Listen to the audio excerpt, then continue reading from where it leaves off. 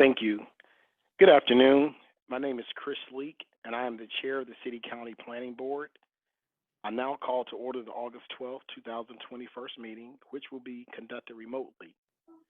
Due to the state of emergency, all planning board members are participating remotely. I will now ask our planning director, Aaron King, to call the roll. George Bryan. Here. Melinda Dunnigan. Here. Walter Farabee. Here. Jason Grubbs. Here. Clarence Lamb. Here. Chris Leak. Here. Mo McCray. Here. Brenda Smith. Here. Jack Steelman. Here. All right. Thank you. When there is a vote, a roll call vote will be conducted. Each board member will be recognized and asked to clearly state their vote for the record.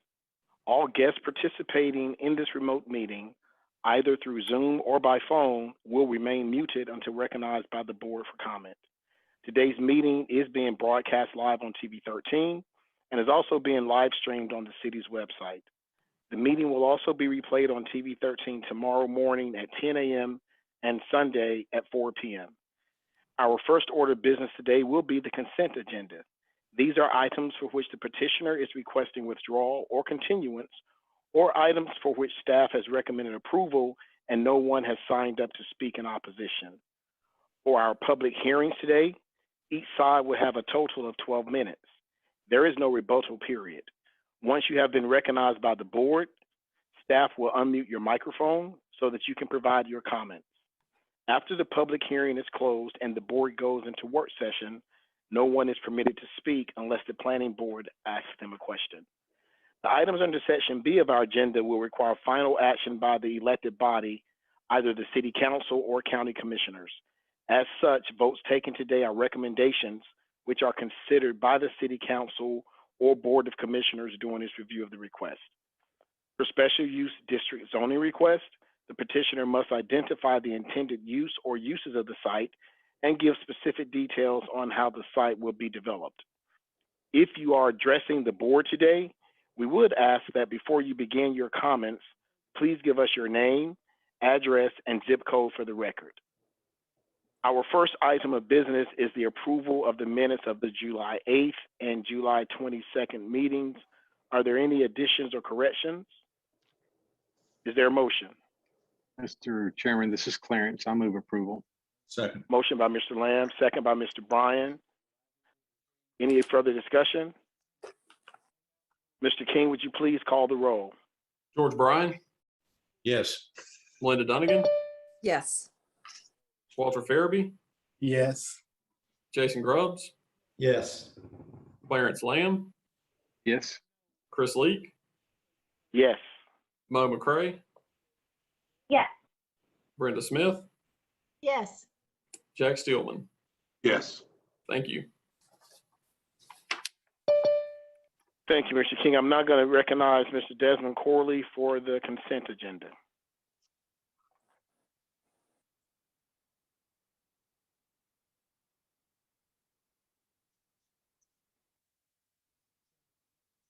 Is everybody able to hear and see me? Yes. Wonderful. I apologize. I can't see myself. I'm going to get started with the consent agenda.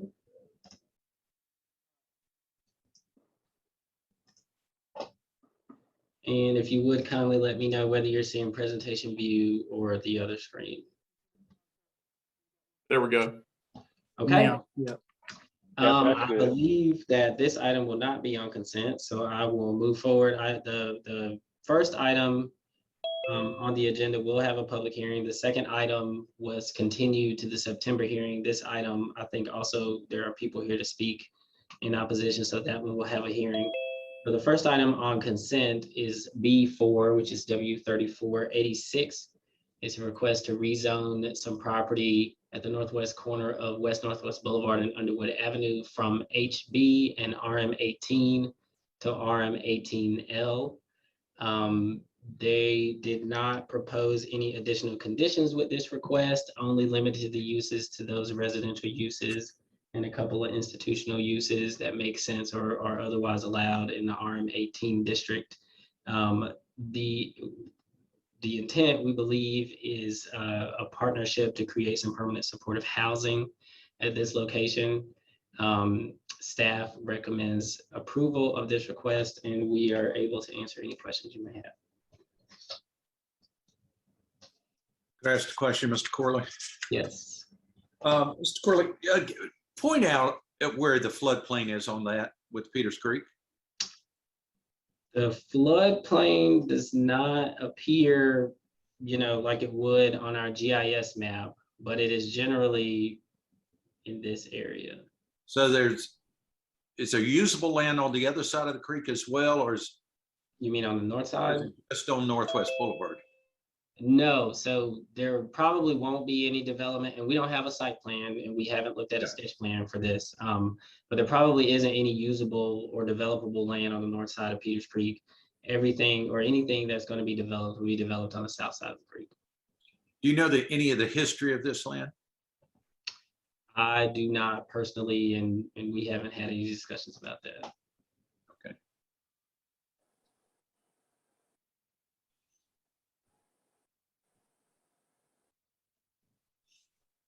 Mr. Braun, were all of your questions answered sufficiently? Yes, thank you. All right. Is there any further questions for staff? Mr. King, do we have anyone here to speak on this case? Let me make sure real quick for you, Mr. Chairman. According to our Zoom participant list, I do not see anyone here for this case. All right, then I'm going to close the public hearing at this time. What is the pleasure of the board? Mr. Chairman, this is Clarence. I move that the planning board find that the request is consistent with the comprehensive plan. Motion by Mr. Lamb, Second. second by Ms. I'm sorry, who was that? Oh, Mr. Grubbs, thank you. Second by Mr. Grubbs. Yeah. Any further discussion? All right, Mr. King, would you please call the roll? George Bryan, Yes. Melinda Dunnigan, Yes. Walter Farabee, Yes. Jason Grubbs, Yes. Clarence Lamb, Yes. Chris Leak, Yes. Mo McCray, Yes. Brenda Smith, Yes. Jack Steelman. Yes. And Mr. Chairman, this is Clarence. I move that the planning board recommend approval of W3486.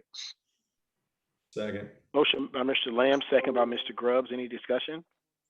Mr. King, would you please call the roll? George Bryan, Yes. Melinda Dunnigan, Yes. Walter Farabee, Yes. Jason Grubbs, Yes. Clarence Lamb, Yes. Chris Leak, Yes. Mo McCray, Yes. Brenda Smith, Yes. Jack Steelman. Yes. All right, thank you. All right. There we go. The next item on consent is W3487. This is a site plan amendment on the east side of Highland Avenue between East 12th Street and East 11th Street. The original development plan for this site was approved in 2017, and I'll show you the proposed site plan on the next slide. The approved plan showed one larger building, I think it was 4 stories, fronting on Highland Avenue. And this proposed plan, it may be a little difficult for you to see, shows a grouping of smaller buildings. The tallest one is 3 stories, and you can see the elevations on the right side of this slide. They are a mixture of walk-up style multifamily buildings and row houses with a common area up in the upper right of the site plan area here. Staff recommends approval of this request because the site plan is compliant with all UDO requirements. And I'll be happy to answer any questions. Are there any questions for Mr. Corley or staff? Yes, I have a question, Mr. Corley. Yes. On the site plan, there are a number of little wheelchair icons. Could you explain what that means? Generally, those mean that those units are accessible units, or they will be built to be more accessible than maybe a standard unit was. So some feature of the apartment may be more accessible than normally would, like countertops may be lower, or there may be more space in a bathroom or something like that. And they'll be more accessible from the exterior to get inside? Yes, the exterior, as far as the sidewalks and everything like that, getting into the buildings, all of that has to meet ADA requirements. Okay, thank you very much. Mhm. All right. Any additional questions? Mr. King, do we have anyone here to speak on this case? So Mr. Chairman, I don't see anybody in the Zoom meeting. We've got 5 speakers here in support of this. We may have some speakers that showed up inadvertently to be here in the meeting room. So I think if Samuel or Kirk can hear me upstairs through the Zoom meeting and let me know if there's anybody in the room upstairs here for this case. Aaron, after hearing the testimony, the citizen has decided he doesn't have anything to speak, so we do not have anyone in the audience. Thank you, Kirk. All right, then seeing no opposition, I'm going to close the public hearing. What is the pleasure of the board? Mr. Chairman, this is Clarence. I move that the planning board find that the request is consistent with the comprehensive plan. Second. Motion by Mr. Lamb, second by Mr. Grubbs. Any discussion? Mr. King, would you please call the roll? George Bryan, Yes. Melinda Dunnigan, Yes. Walter Farabee, Yes. Jason Grubbs, Yes. Clarence Lamb, Yes. Chris Leak, Yes. Mo McCray, Yeah. Brenda Smith, Yes. Jack Steelman. Yes.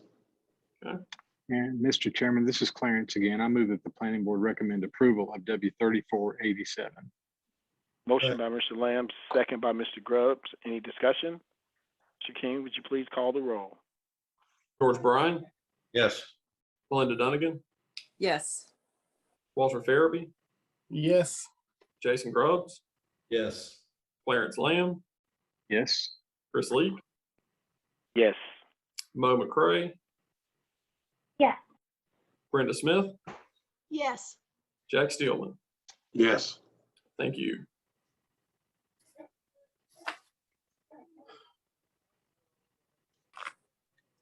All right. Sorry, I didn't realize I was muted.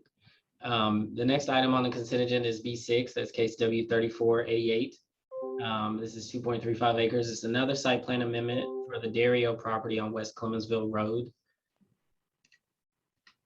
Here is the proposed site plan. I don't know if you all remember when when there was a rezoning over here on the right to add this parking lot, or I'm sorry, a site plan amendment to add this parking lot.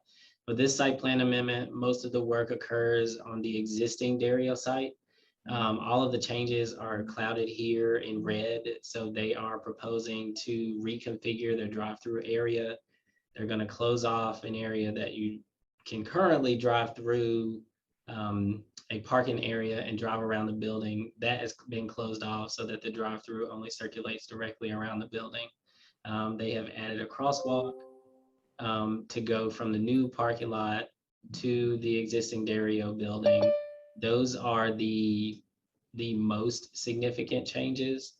There are some other changes, as I said, that are highlighted here or clouded in red that you can see on the site plan, but staff does recommend approval of this request with the changes proposed.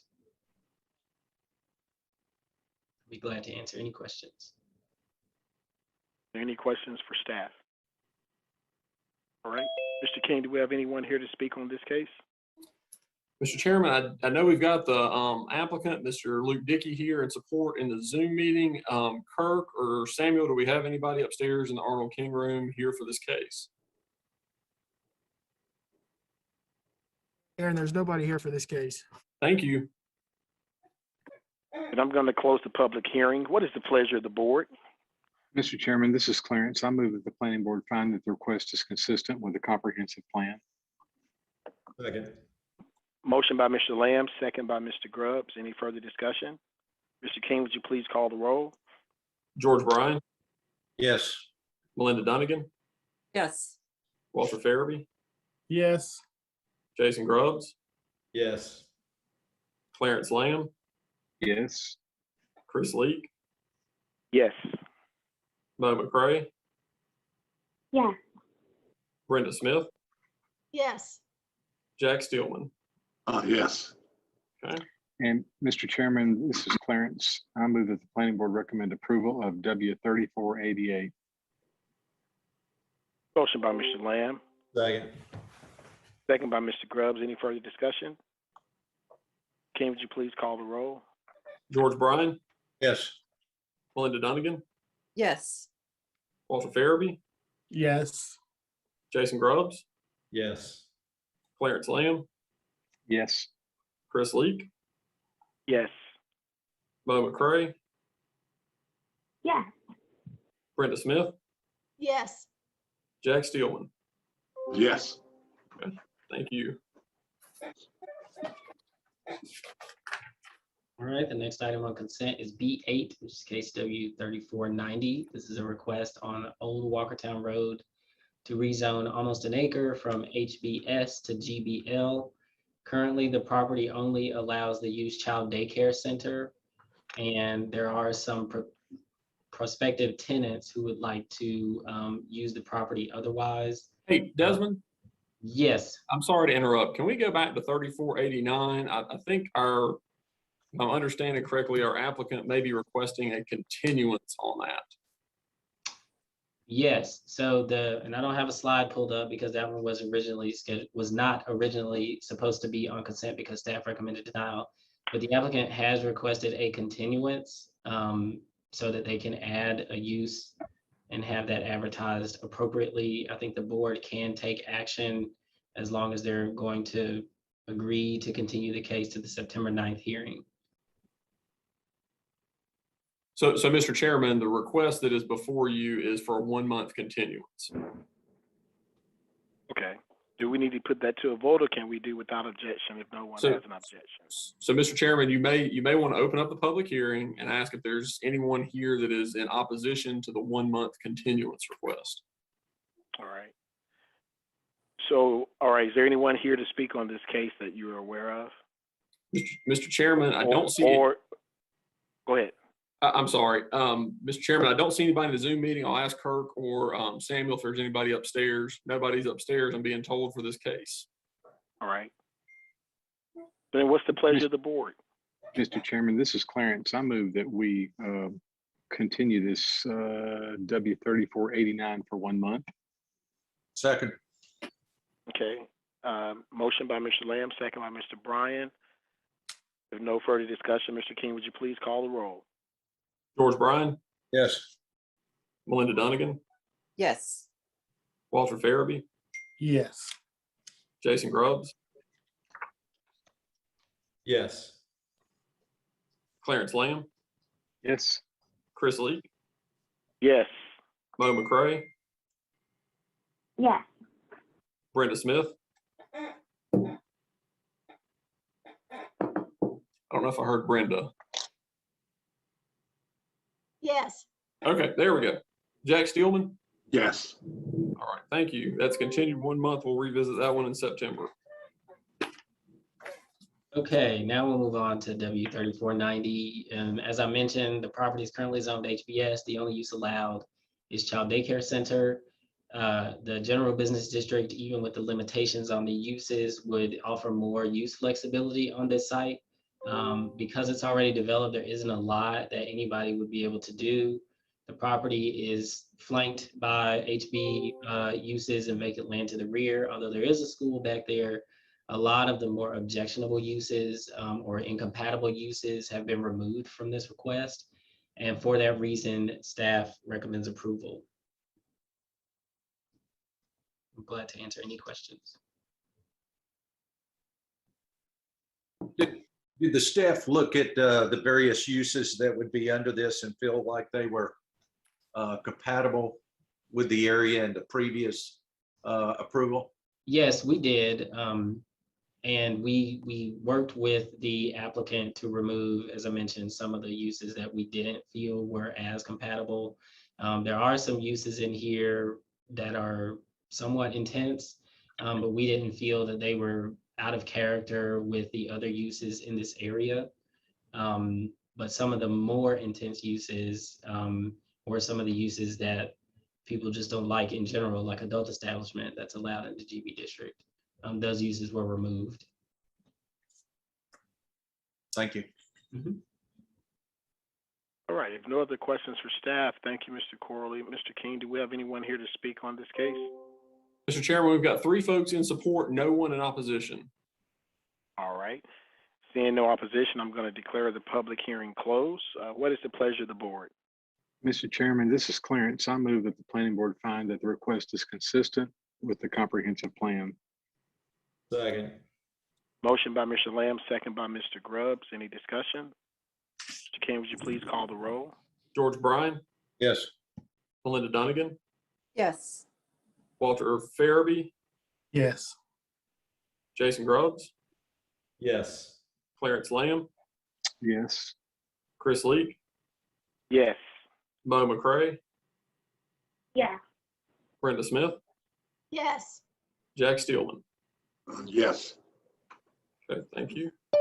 And Mr. Chairman, this is Clarence. I move that the planning board recommend approval of W 3490. Second. Motion by Mr. Lamb, second by Mr. Grubbs. Any discussion? Mr. King, would you please call the roll? George Bryan, Yes. Melinda Dunnigan, Yes. Walter Farabee, Yes. Jason Grubbs, Yes.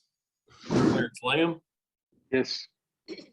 Chris Leak, Yes. Mo McCray, Yes. Brenda Smith, Yes. Jack Steelman. Yes. Thank you. All right, Mr. Chair, the next item on the consent agenda is case W 3491. It's a request to rezone 0.35 acres from LB to PBL on the east side of Oakwood Drive, just north of Cloverdale Avenue. If anybody's familiar with the Bagel Station, that's where this is. The impetus for this request is that that particular tenant would like to expand within the building. Of course, the UDO allows, expansions or changes of use within older commercial buildings without requiring additional parking in GMAs 1 and 2 unless the use is restaurant. So they are requesting to change the zoning district, which will allow them to receive an automatic 30% parking reduction. This property is within the Thruway Activity Center, so staff believes that a pedestrian business district is appropriate here. They have proposed to eliminate some of the uses that are allowed in PB that might not be compatible with this area. And therefore, and since the area plan recommends commercial be at this location, staff recommends approval of this request. I'll be glad to answer any questions. Mr. Corley, go over the reason they're having to go for zoning again. So the primary tenant, I guess, in this building is the Bagel Station, which we classify as a restaurant. The UDO allows older commercial buildings to change use or have uses expand within them without needing to add parking, except the one exception is restaurant. And so because the restaurant space and the parking calculation for restaurants is based on the gross floor area or the square footage of the restaurant itself. So when a restaurant expands in an older building, they're going to have to add parking because they are not exempt from the provision that allows it to continue without adding parking. And the Bagel Station is considered a restaurant. Yes. Okay. And the PB district gives a 30% reduction in parking, which helps to make those calculations more palatable. Right. Okay. Of course, the alternative is a special use permit, but this one is much more palatable, as Aaron said. Okay. Any additional questions for staff? Mr. King, do we have anyone here to speak on this matter? We do not. All right, close the public hearing. What is the pleasure of the board? Mr. Chairman, this is Clarence. I move that the planning board find that the request is consistent with the comprehensive plan. Second. Motion by Mr. Lamb, second by Mr. Grubbs. Any discussion? Mr. King, would you please call the roll? George Bryan, Yes. Melinda Dunnigan, Yes. Walter Farabee, Yes. Jason Grubbs, Yes. Clarence Lamb, Yes. Chris Leak, Yes. Mo McCray, Yes. Brenda Smith, Yes. Jack Steelman. Yes. Thank you. And Mr. Chairman, this is Clarence again. I move that the planning board recommend approval of W 3491. Second. Motion by Mr. Lamb, second by Mr. Grubbs. Any discussion? Mr. King, would you please call the roll? George Bryan, Yes. Melinda Dunnigan, Yes. Walter Farabee, Yes. Jason Grubbs, Yes. Clarence Lamb, Yes. Chris Leak, Yes. Mo McCray, Yeah. Brenda Smith, Yes. Jack Steelman. Yes. Thank you. All right, the next item on the consent agenda is F-1604. This is a request in the county to rezone 61 acres from RS-30S and AG to general use AG. This is at the western terminus of Philmont Manor Drive. This special use district was originally intended to be the second phase of an existing subdivision that you can see to the right of the map. That never ended up happening.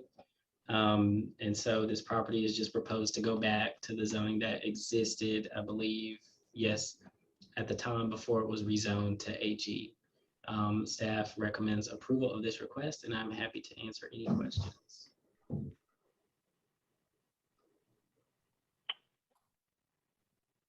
Okay, it looks like there are no questions for staff. Is there anyone here to speak on this case, Mr. King? Mr. Chairman, there is not. All right, I'm gonna close the public hearing. What is the pleasure of the board?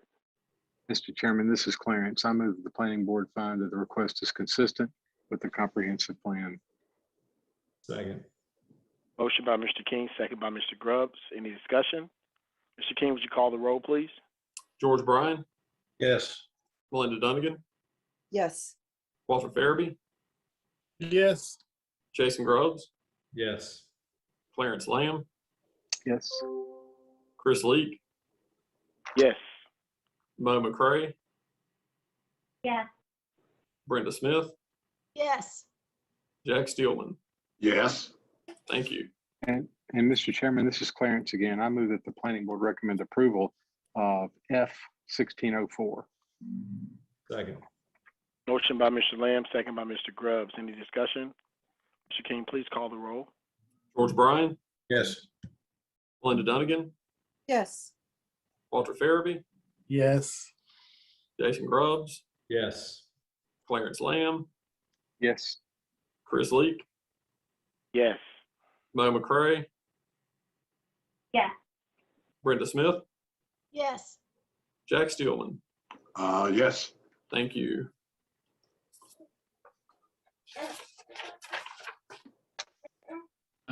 The next item on the consent agenda is C1. This is a special use permit that the elected body has to approve. It's case W 3492. Whenever the planning board is reviewing these cases, their role is to provide a report to the elected body that the site plan is provided meets all UDO requirements. In this instance, the petitioner is requesting a special use permit for a parking reduction. It's the special use permit that I mentioned before, where you're able to change uses and not provide additional parking in GMAs 1 and 2 unless the use is restaurant. In this case, the petitioner is proposing to upfit the space for a restaurant use and therefore would need to add the parking.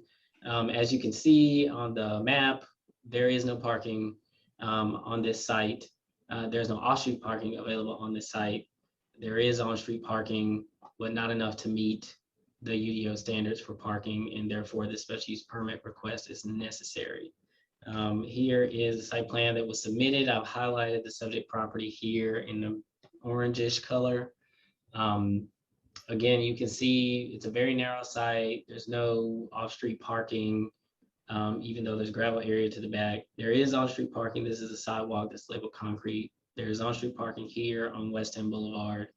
The UDO only allows you to count up to 30%, I believe it is, of on-street parking toward your overall requirement. And this person just does not have anywhere to put parking, which makes the special use permit necessary. Again, the planning board's role at this point is to provide a report to the elected body that says the site plan meets UDO requirements. Staff is supportive of this request. I'd be glad to answer any questions. When you say it meets, it meets, the building meets, but the parking doesn't. Right. In this case, we have to say that it otherwise meets all requirements of the UDO, other than the one that necessitates the special use permit. Okay, and it very clearly does not meet that. Right. As folks know, this is the neighborhood that I've been in for a number of years. Generally, when we have folks like this come and want to have some kind of change or adjustment in their parking, they will make an agreement with someone for parking. Has this person done this? Not to my knowledge. I do know that somebody or various people have been calling our office and trying to figure out what parking alternatives might work or be acceptable in this instance. You mentioned parking agreements. Those are an acceptable alternative according to the UDO. They could lease parking. They could share parking with uses that have different hours of operations. They could do a shuttle lot. As far as I know, those options were explored. Nobody told me, definitively one way or the other, and I don't believe anybody shared that with Gary either. But I believe that they exhausted the options, and this is the one that was left. Okay, and in all transparency, my wife does have an office in that lot that's marked 76, but they have off-street parking there. So it isn't an issue for her or whatever. My concern is that the building next to it has been a business in Winston-Salem for many, many years, Contempo Furniture. They also depend on on-street parking, as do just about everybody else. And to remind the board, we just gave an adjustment of parking to Joymongers a couple of years ago.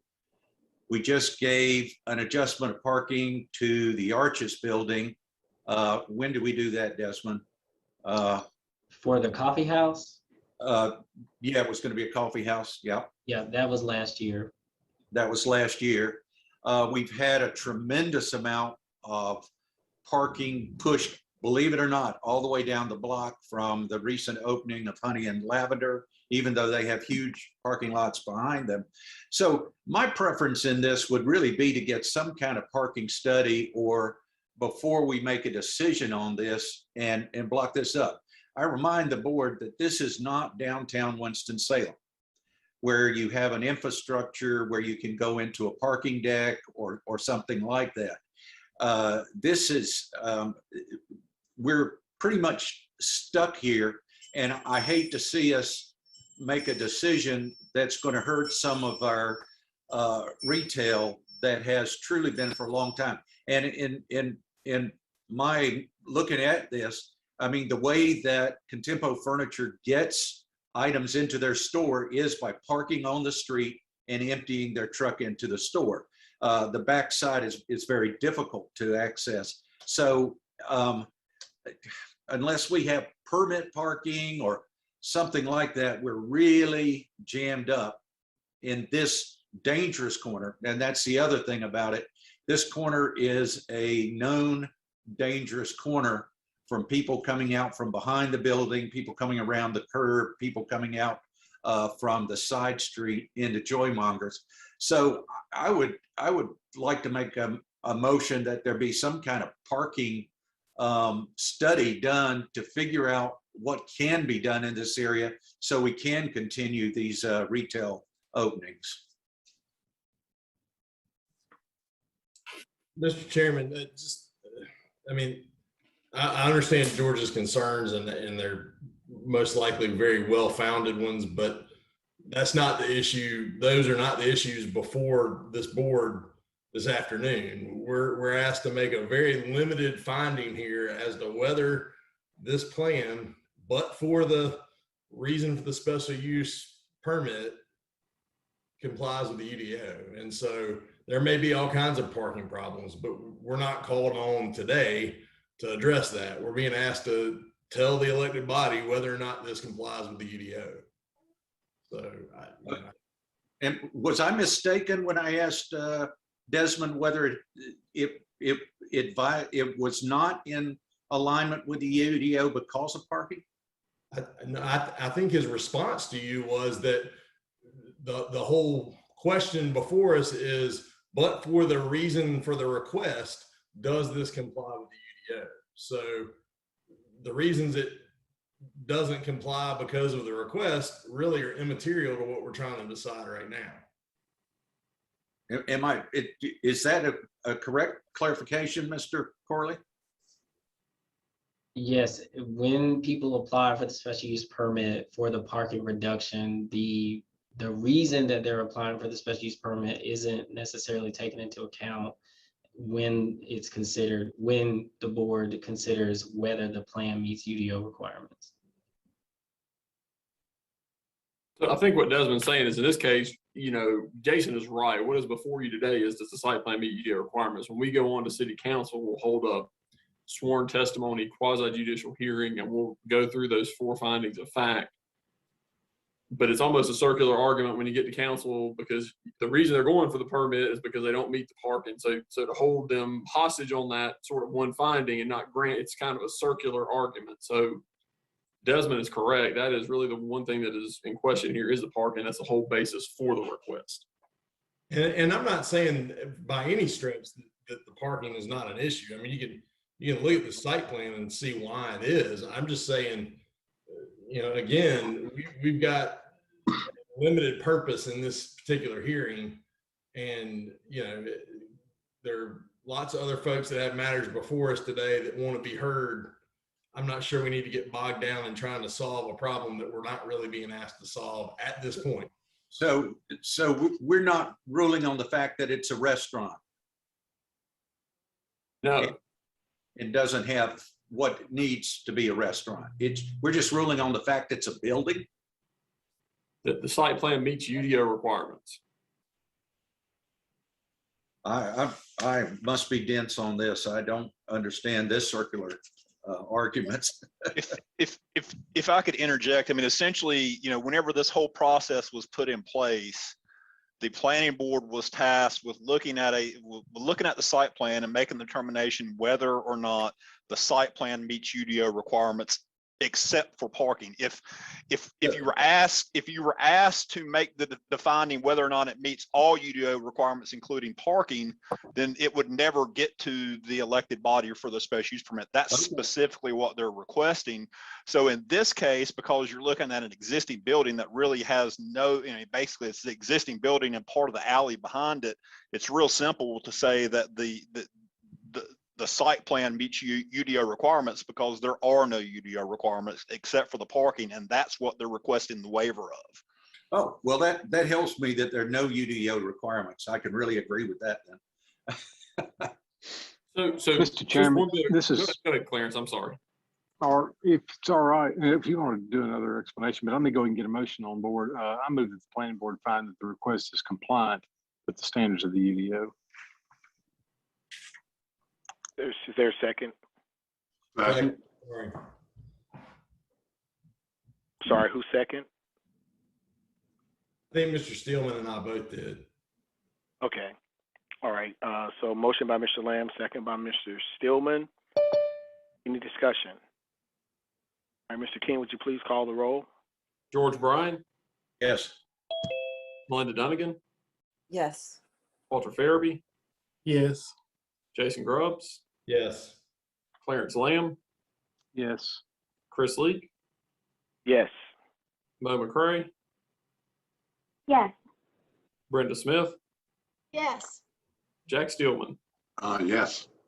Thank you. Mr. Chairman, I just want to have one point of clarification. I think what's confusing on this is, remember, the standard's the same for all special use permits that require elected body approval. So think transmission tower. If we were sitting here right now, we would be debating a transmission tower. Does it have the buffers? Does it have access, setbacks? And there's more on that site plan for you to consider. This, given the nature of the request, is super, super limited. So what you're considering is super, super focused on this one. Understood. All right.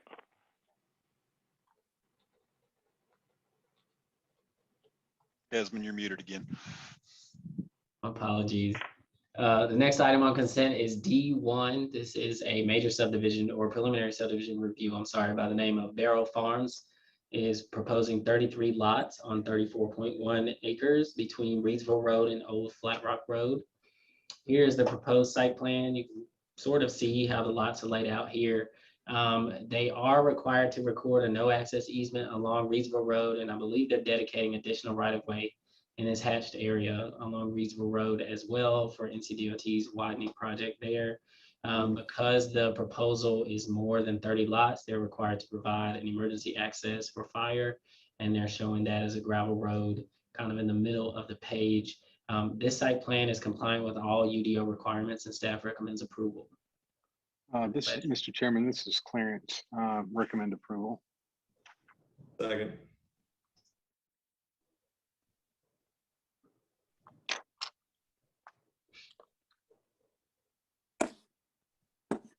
You may be muted, Mr. Chairman. Motion by Mr. Lamb, second by Mr. Grubbs. Any discussion? If not, Mr. King, would you please call the roll? George Bryan, Yes. Melinda Dunnigan, Yes. Walter Farabee, Yes. Jason Grubbs, Yes. Clarence Lamb, Yes. Chris Leak, Yes. Mo McCray, Yes. Brenda Smith, Yes. Jack Steelman. Yes. Thank you.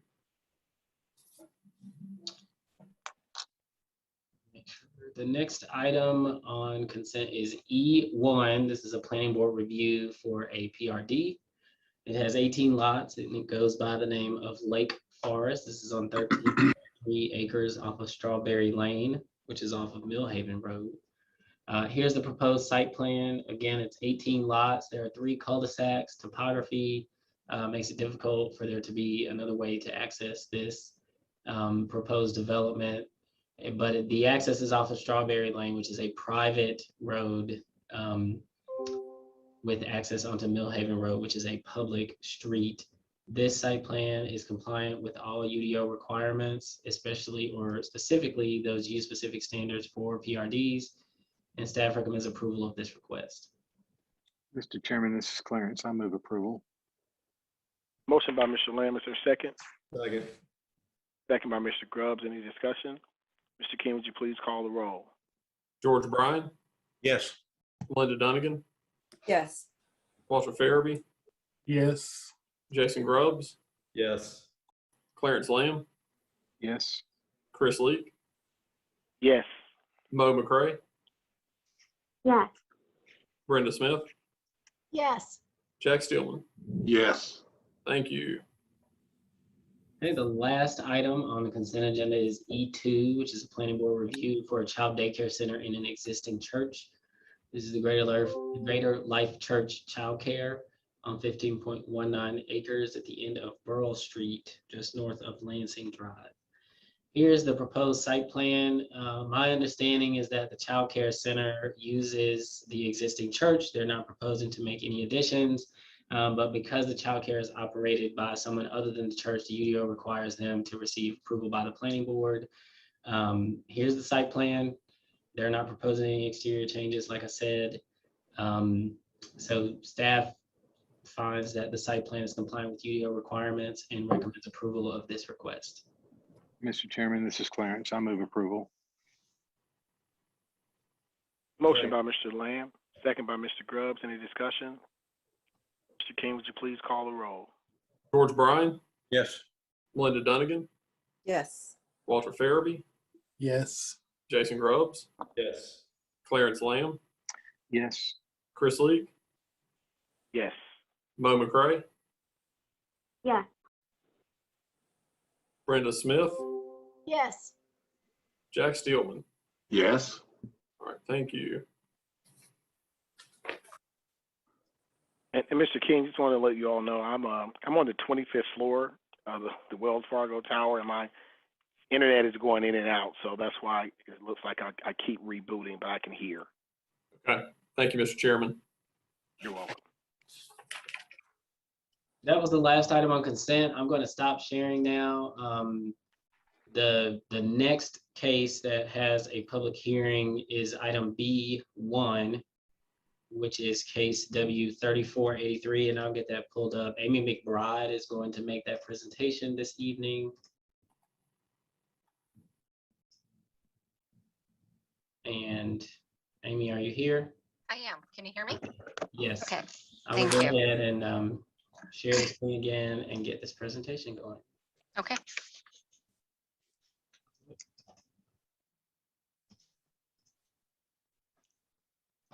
Okay, good afternoon, everyone. This is case W3483. The petitioner is Salem Congregation. This site is 0.90 acres. It's at the northeast corner of East Salem Avenue and City Yard Drive, and they are requesting special use limited rezoning from C to GBL. And this is the Legacy Growth Management Plan. The subject property is within GMA2, and it's just south of downtown. On the location map, you'll be able to see the 3 parcels included in this request, which are shown in yellow. Last month was, I guess, the previous month before, you did review a zoning petition for the parcels that are just north of this to rezone from C to IP, but this is a separate request from those parcels. So on the aerial image, you can see the subject site circled in yellow. The 3 parcels contain currently a single family residential structure. There's a maintenance building for Salem College, and then 1 parcel is vacant.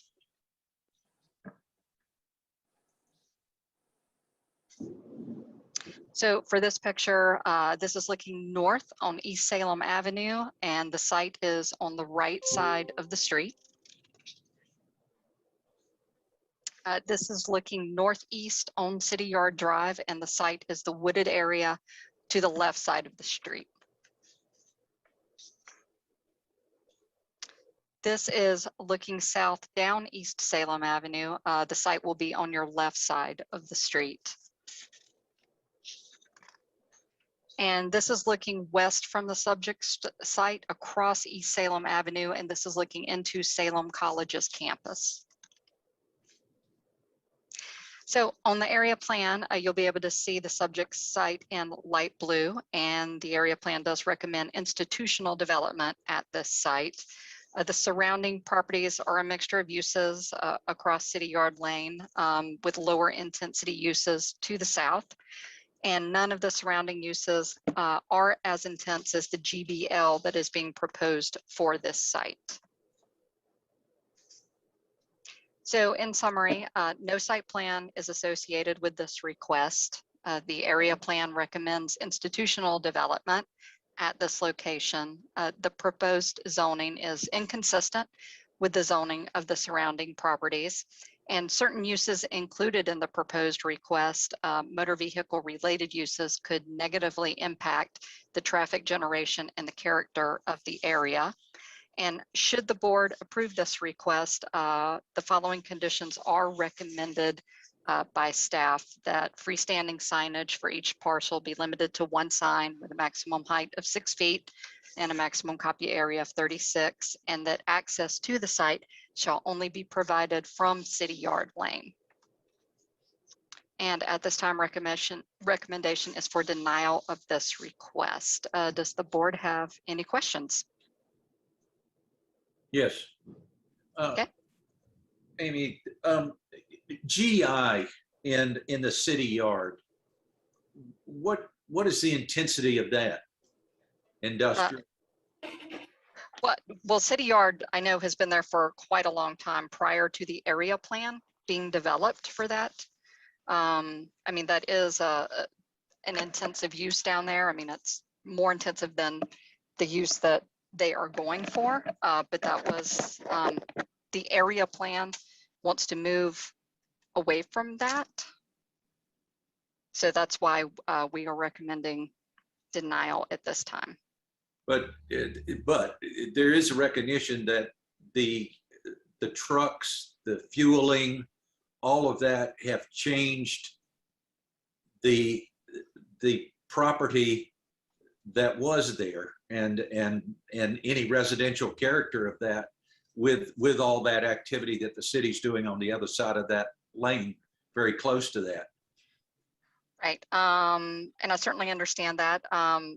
The request that we're saying is inconsistent with the area plan because it would change the character of the surrounding areas, like moving forward with the area plan. Okay. So we're saying that the GI in the area plan should change to like residential? No, I don't think so at all. But I mean, George, let me, Amy, I'll Yeah, try a please. little bit of clarification on this. Please. So George, if you look at the area plan map in your packet, the South Central Area Plan that was adopted in 2014, you'll see a large swath of pink in there, and that pink is a mixed use land use designation. And so if you look further back up, you'll see Innovation Quarter, downtown, all of that is kind of coded as mixed use. And I think at the time, back in 2014, the idea was that hopefully there would potentially be an opportunity for some spillover effect, perhaps coming south of Rams Drive there onto the city yard property. So that was kind of the original thought as we did this. And certainly the land that is in question tonight was recommended for institutional use. So I think staff just had a little bit of concern about going with the proposed GBL zoning in light of what the area plan recommends and kind of some future thoughts about city yard if anything were to ever pan out. So I guess what you're saying is that the city, should Innovation Quarter come that way, would be amenable to seeing Innovation Quarter come that way and not having a city yard there. I don't know if I want to go that far and speak for sort of where we're going with city land, but I certainly know that was kind of, and Kirk can chime in if Kirk's on here. I think that was kind of the thought is, and is hopefully we would get some development in Innovation Quarter. And if there was a need, that could be something that could be visited or thought about as kind of a sort of a spillover of Innovation Quarter. And obviously we're certainly not to that point yet. Hopefully maybe that comes up someday down the road, but we're just not quite there yet. Yeah, that's absolutely correct, Aaron. I think Aaron hit the nail on the head with that comment, and I don't have much to add to that unless there's specific questions. Thank you. I had a question. Excuse me. I'm not sure how to ask this, but I assume the city put a certain amount of money into that roundabout. And do we expect certain standards of development to go along with that type of investment? I'm just wondering. I don't know. I mean, certainly in an ideal world, yes, Melinda, that would be the case. But I don't know that we ever tie, additional requirements on private land to what's going in that public right of way. I think of like Stafford Village Boulevard, right? That was a bond project. We took city taxpayer money, we built that. I don't know that we hiked up any additional development related standards along there in place of that. Certainly it would be nice. There's clearly a public investment in that area. And that would be ideal if that was the case. Okay, thank but you. There's no regulatory tie between the two, I guess, if that was Right. Okay. This is Clarence. Did Ms. McBride, I guess, or whomever, but Ms. McBride, did we have discussions with the petitioner about eliminating some of the troublesome permitted uses? I don't have any direct knowledge of that. The applicant, might be able to share. Okay. Desmond, do you have any knowledge on that one, Desmond? Yes. Sorry, I'm got to click around. Yes, there was some discussion about removing some of the more objectionable or incompatible uses. Just looking at the list of proposed uses here, the number of uses that are allowed in the general business district is really expansive. And the list of uses that you have in front of you is smaller than that. I think the petitioner was trying to focus their request on auto-oriented uses, which is another reason why we kind of felt uncomfortable with supporting this request, considering what the area plan says and what was intended when the area plan was developed in 2014. But yes, they have significantly reduced the proposed uses. I guess it's a matter of perspective as to whether they got rid of the uses that nobody likes, because usually when people do a limited use GB request, we ask them to take away the uses like motor vehicle body or paint shop or convenience store. And in this case, these are the uses that they're asking for. And so again, that kind of contributes to our recommendation for denial in this case. Thank you. If we have an opportunity, could we ask the petitioner if they would remove car wash, motor vehicle body or paint shop, motor vehicle repair and maintenance, and motorcycle dealer from that? George, what I would recommend, if we're ready, let's go to the public hearing. The petitioner is here. Okay. Let's open it up. Let's give the petitioner an opportunity to speak. And I think that's a fair question when they conclude their remarks. Okay, if there are no other questions for staff, I'm going to now open the public hearing. Mr. King, it sounds like we have individuals here to speak on this case. Mr. Chairman, we have one individual here. It's David Bergstone. So David, if you can hear me, please unmute yourself, provide your name and address for the record, and begin your remarks. Yeah, I'm David Bergstone. I work for the same congregation at 501 South Main Street, Winston-Salem, 27101. This petition is related to the earlier rezoning with the intent that we hope to eventually, since we're looking in the next 20 to 150 years, expanding graveyard. And the current zoning, the C zoning, does not allow graveyard. We did rezone the other part to IP, which had already been cleared, including the parking lot, which we leased back to the city. We own both sides of that whole street. So we had intended, at some point, we'll probably have to abandon the street when the city's no longer needing that parking lot, or we need to finally expand over there. But in long term, our intent is simply to create graveyard. The issue we've got, though, is there's a current building that Salem College built, but of course is ours now. And under the current zoning, we can't lease it to anybody. We can't use it for our car wash, or it's a big utility building, 2 huge bays, drive-in bays, and it's all fenced in and screened by the trees, and it's sunken below the house on the face of Salem Avenue. So our intent is to have a rezone. We could have some limited uses within the existing footprint. We've said, we've agreed that as a condition, no expansion beyond the current, building footprint and yard area. And uses that basically were happening there before, of lawnmowers being repaired and trucks pulling in and all sorts of activities like that. So I mean, we're sort of limited as what we could use it for to generate income while we're waiting to eventually expand over to that side. And that's why we chose GB, because that's one of the few zonings that allows a cemetery by right. That's why cemetery is in that list that we sort of narrowed it way down. I tried to pick uses that seem to would fit in the existing facility, not intending to put up signage anywhere. It's all on the dead end street that's, City Yard Lane, which is closed off and the traffic circle's put in. So right now, there seems like there's very limited use for it other than what can fit in that small existing building. And that's our intent, is to eventually, clear that. We may use that building for own use eventually, once we do expand over to that side of Salem Avenue. I'd be happy to answer any more questions about it. I mean, we're just trying to deal with what we've got and make it fit. And I'd like to point out too that, what you see directly from the building is city yard and all the facilities over there, plus the parking that we lease to them.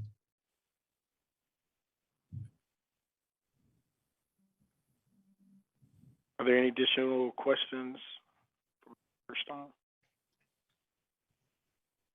Okay, so there's no one else here to speak on this case, so I'm going to close the public hearing. What is the pleasure of the board?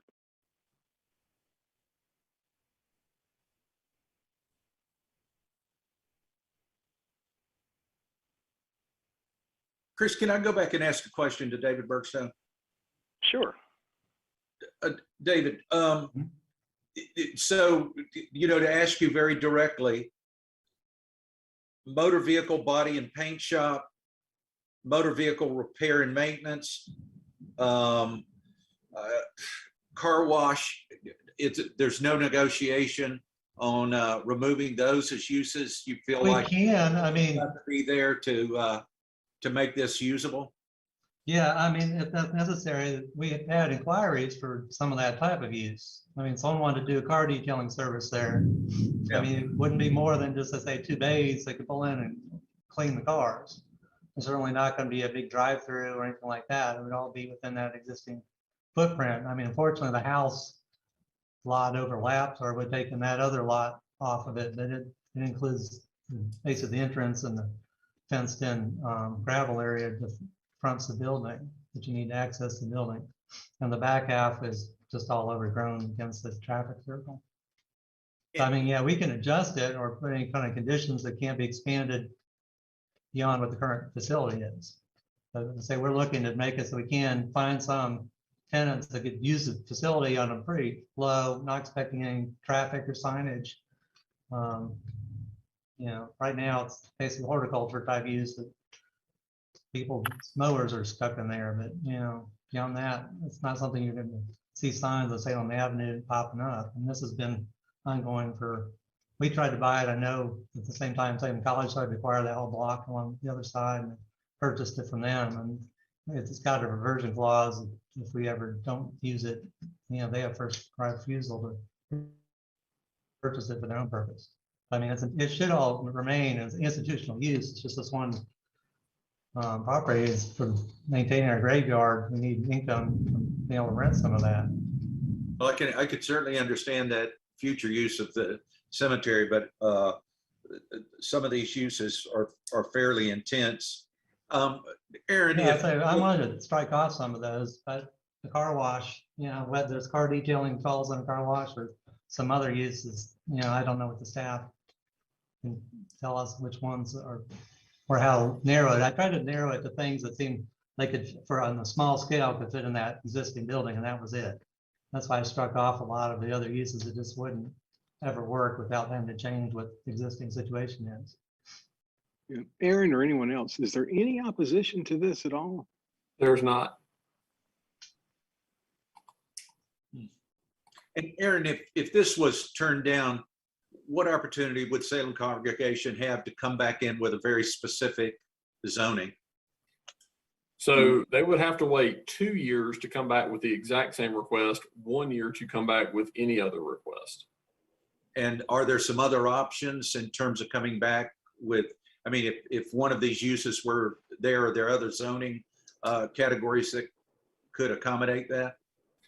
If this were turned down and there was a desire to come back with another use that was similar, I think we'd want to be very careful when speaking with our attorney's office to make sure we were clear on, is this the same or is it a different use? So I guess we'd have to kind of see what it looked like. What I would offer to the planning board is, I know Mr. Bergstone has talked about a variety of things tonight.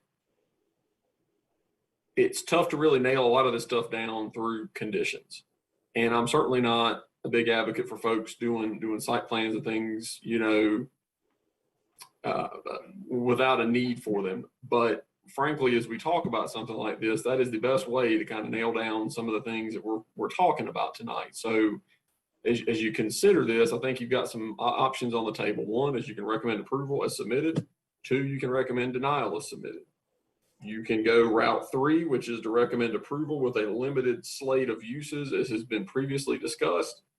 And I guess option 4 is you can ask the applicant if they would be interested in doing a special use zoning that could further pare down the list of uses and provide a site plan that demonstrates that there's no visual impact or harmful impact from an aesthetic point of view at that roundabout. So I just throw that out just for consideration. Thank you. And Mr. Bergstone, I guess I would pose the 4th option there to you in the congregation, and the 4th option being apply for a special use zoning Right, provide a site plan when for you the decide aesthetic. what your tenant is and that you've got this focus plan that will segue you over to the future when you need this for other uses. So would that be something under GBL or GB that would still allow cemetery, but as an allowed use? And we just limit it to some other ones to a specific building site plan?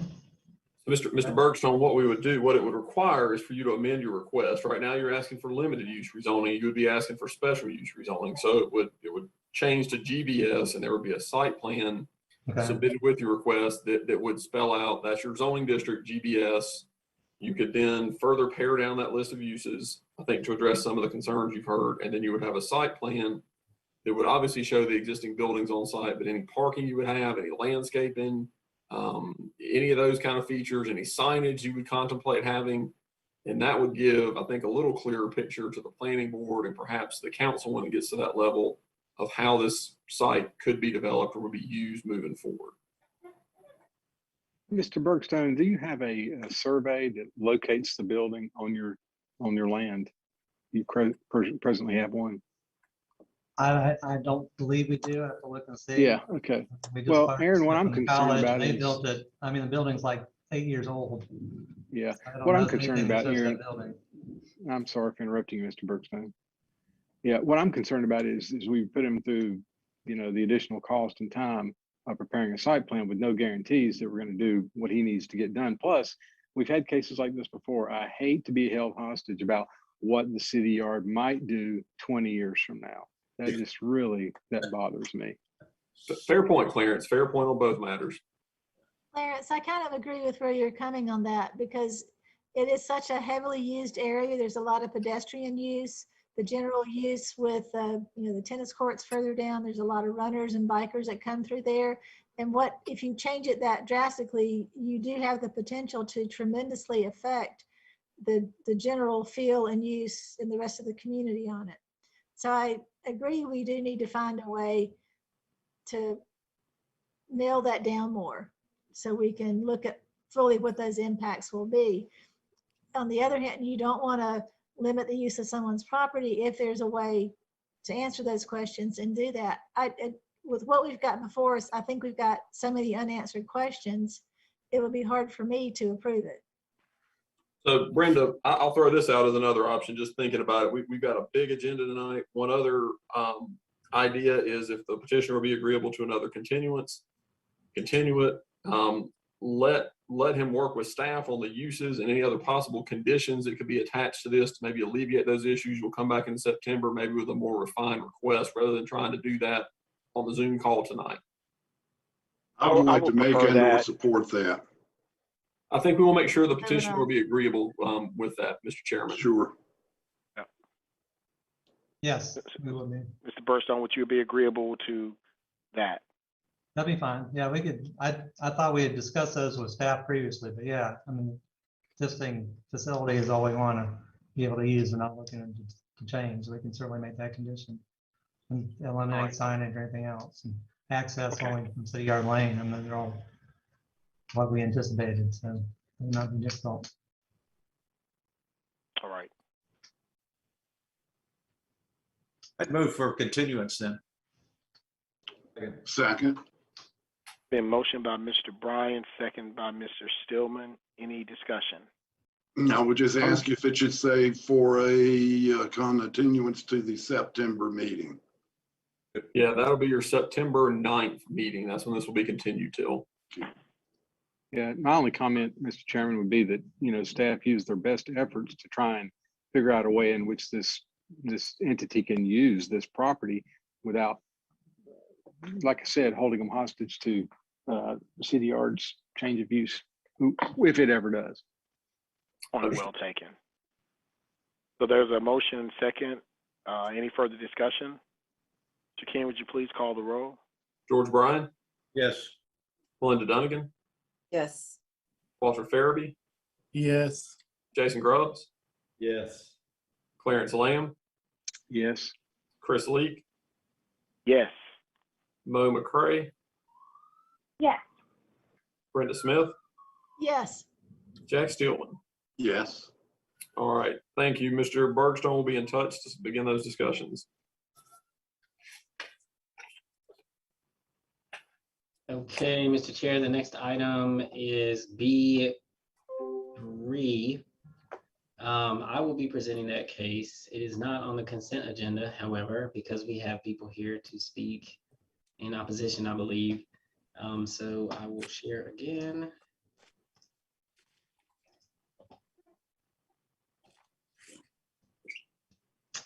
And you're able to see my screen.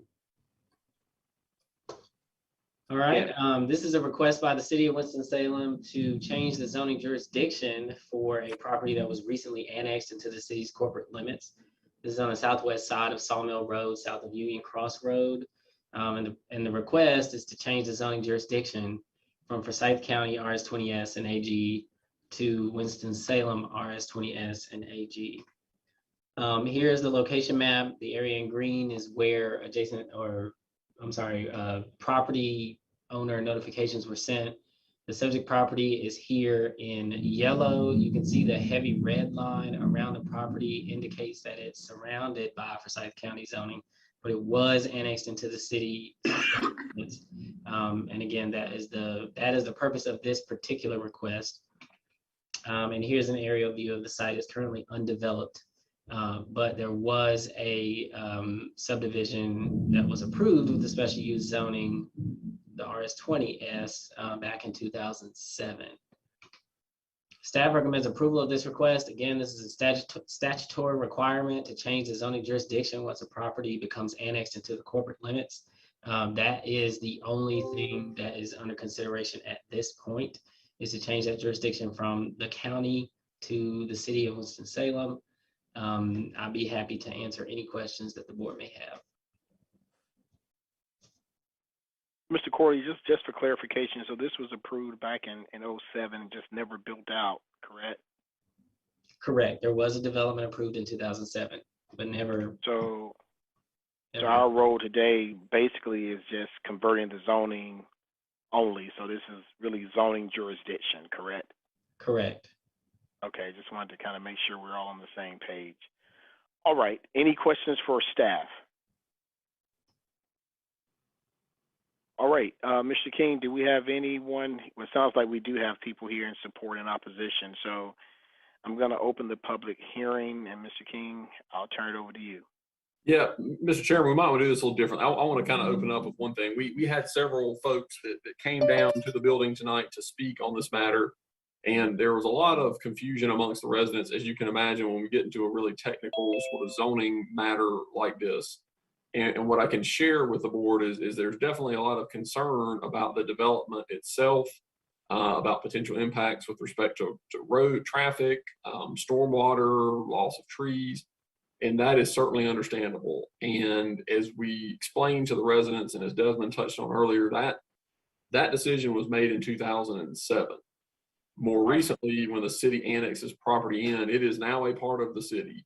And so the only thing that is really up for debate at this point is this very technical matter that is laid out by state statutes that says when a municipality annexes a land, you then have to come back and convert the zoning from county zoning to city zoning. And that is really the only thing that is really in question at this point. The matter of the subdivision and the impacts, that is not a charge that the planning board is asked to consider tonight. Whether this should be in the city or not, that question has been answered. So I know we have got the applicant here and somebody else to speak. They're certainly welcome to speak. I don't know there's much they can add. If you perhaps want to go to the one opponent who we have in here, we can do it that way if you'd like, Mr. Chairman. Hearing the charge, I think let's go to the opponent. Okay. So signed up in opposition is Bill Haps. Bill, if you are with us, please unmute yourself, provide your name and address for the record, and begin your remarks. Hello. Let's see, I'll start my video. Hi, my name is Bill Haps. I am at 4458 Redfern Place, 27107. I'm also the HOA president for that Glenmore Creek development. adjacent to this property. I really think me speaking right now is a moot point because all of our opposition is to the development attaching into our subdivision. This is a big string of tragedies for us. We were told by our builders something different, that we wouldn't be adding on to our subdivision at that point. And actually most of my neighbors on Redfern, as of this afternoon, only 2 of them had actually received the notice for this meeting, and they got them today. So that was a point of contention for us as well. And I only found out about this from some other residents that are around the perimeter of this property that contacted me, and only last week. So I understand that this is not the place or the time to debate this. That's not what's up for debate. I'm just wondering if there's any other recourse that we have as a subdivision to not have that development tie into our property. So for example, when this was approved by the county, the development adjacent to ours was approved by the county in 2007. If this now comes over into the city, does it have to be reapproved? And at that point, is there a possibility to replan that development? Mr. Haps, I'm glad to answer your question. I'll make sure we get to the end of your remarks. And I can maybe field the questions at the end. Okay. I mean, you've made it very clear that what's before the board today, and I respect that. I understand that.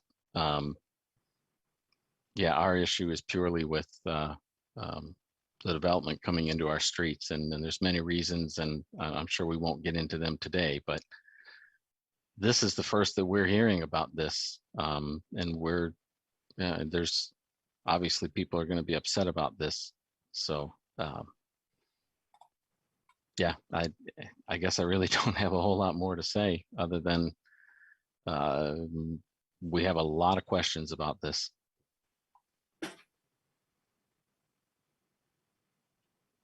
Mr. Chair, if you, Mr. Haps, do you have any more comments? I don't want to cut you off or cut into your time. No. Thank you. Thank you, Mr. Haps. Aaron, there may be other people in the conference room or in the public meeting room with Samuel. I just want to make sure that we're able to hear from them if they're there before you get to Mr. Haps's questions. There's no one here with me. Okay. So Mr. Chair, one option is to go ahead and close the public hearing, and I can speak a little bit to the road connectivity issue there. All right. Seeing no one else, I'm going to close the public hearing. Mr. King, if you want to address some of Mr. Haps' questions or concerns. Yeah, absolutely. So let me see if I can share my screen here. Hopefully everyone can see this okay. I'm kind of get some head nods. Yeah, yes. There we go. All right. So let me pan out just a tick. This piece here that is shown in sort of the gray color, that is the subject property we're talking about tonight. It's already in the city limits, is denoted by this color. I think Mr. Haps lives in this subdivision over here on Redfern, just to the left of this. Just to the left of that R, actually. Okay, yep. So this is the subdivision, I believe it's the Glenmore Creek subdivision. When Glenmore Creek was approved by the planning board members, as you know, anytime we have a large piece of undeveloped property that adjoins a subdivision, our UDO requires that we ask the developer to build streets that basically what we call stub out to the property line. And the reason we do that is so that when this development occurs, or when any development occurs, it has an opportunity to connect in there so that we're building the road network as we go. We're not building sort of communities and pods that only have one way in and one way out. That is the public good behind that, the stub street connection. So when Glenmore Creek was built, that was the reason why. So that was built, and then in 2007, this piece of property came in for development. And when those stub streets were there, it's an ordinance requirement that this developer tie into those streets. So the ordinance dictates those road connections had to be made, and that's what was done through that site plan in 2007. So I think what we've kind of got here is, the Glenmore Creek subdivision was probably not fully built out in 2007. And I suspect a lot of the residents probably could have moved in after 2007, not aware of this rezoning, as it occurred probably before residents had bought there. And as residents are now, they're just finding out about it. I suspect that's a little bit of what happened. But that is a little bit of thought behind sort of that road connectivity piece there. And for Mr. Habs, this is not us, picking on your neighborhood. This is a requirement that we do for neighborhoods all throughout the city and the county. Anywhere our UDO applies, we ask for those roads to be stubbed in. And if they're there, we ask for those connections to be made so that we continue building that road network. So Mr. Chairman, that's just a little bit of explanation about those roads that were in question. Aaron, if I could just provide a little additional context to that last part you said about the timing of this, in looking at the deeds on the lots closest to Willard Road, which would be the first ones that would have been conveyed, since it's only one way, that's the only way in at this point. The original deed was the property on the lot in question I'm looking at was deeded to Glenmore Creek in 2004. Then it was deeded to Eastwood Construction LLC in 2007, deeded back to Glenmore Creek LLC in 2007, deeded back to Eastwood Construction in 2008. And then the person who owns it currently, who is Demetrius Anderson, that deed was 10/31 of 2008. So, basically, I don't think anyone lived in this neighborhood before the RS-20S in question was approved. So, Mr. Chairman, what you're seeing on your screen there is what things looked like in the community in 2005. You can see there was some grading going on. 2010, you can see the roads had been cut in, and there were a handful of homes over here. But in 2010, there was nobody back over in this area right in here.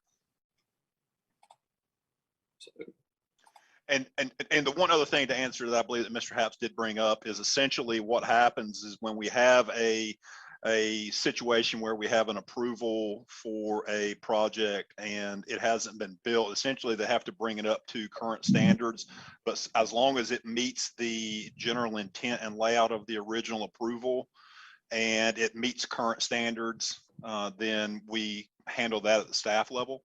So the site plan for this case would have a staff level approval so long as it is consistent with the original approved plan that went back through planning board and the county commissioners back in 2007. So as long as it doesn't increase the number and it basically has the same layout and meets requirements today, that's what we would do at the staff level.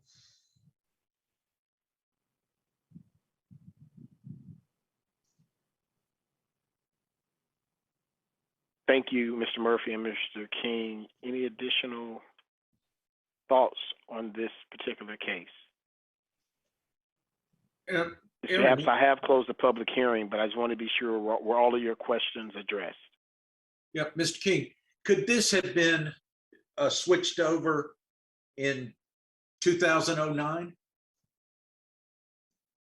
Help me understand your question a little bit more, George. I mean, why is it occurring this year and not back in 2009, 2008? So I think what happened is there was, when the rezoning plan went through in 2007, think about what was going on in the world there and where we were at. We had a developer that was on hand and was probably ready to move forward. And then in late 2007, we entered the recession. And so I suspect that developer probably walked away from it and it has sat vacant, and I assume it has sat until now. There has been a developer that was interested and a price negotiated with the landowner to move this thing forward. So I would guess that's probably what's happened. But is the developer bringing this to us, or is the city?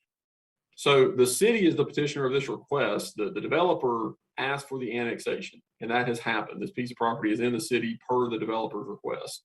The city then has to come behind with the responsibility of closing the loop on the zoning jurisdiction, and that's what we're doing today. Okay. Are there any additional questions for staff or thoughts? Okay, well, the public hearing has already been closed. What is the pleasure of the board? Mr. Chairman, this is Clarence. I move that the planning board find that the request is consistent with the comprehensive plan. Second. Moved by Mr. Lamb, second by Mr. Grubbs. Any discussion? Mr. King, would you please call the roll? George Bryan, Yes. Melinda Dunnigan, Yes. Walter Farabee, Yes. Jason Grubbs, Yes. Clarence Lamb, Yes. Chris Leak, Yes. Mo McCray, Yeah.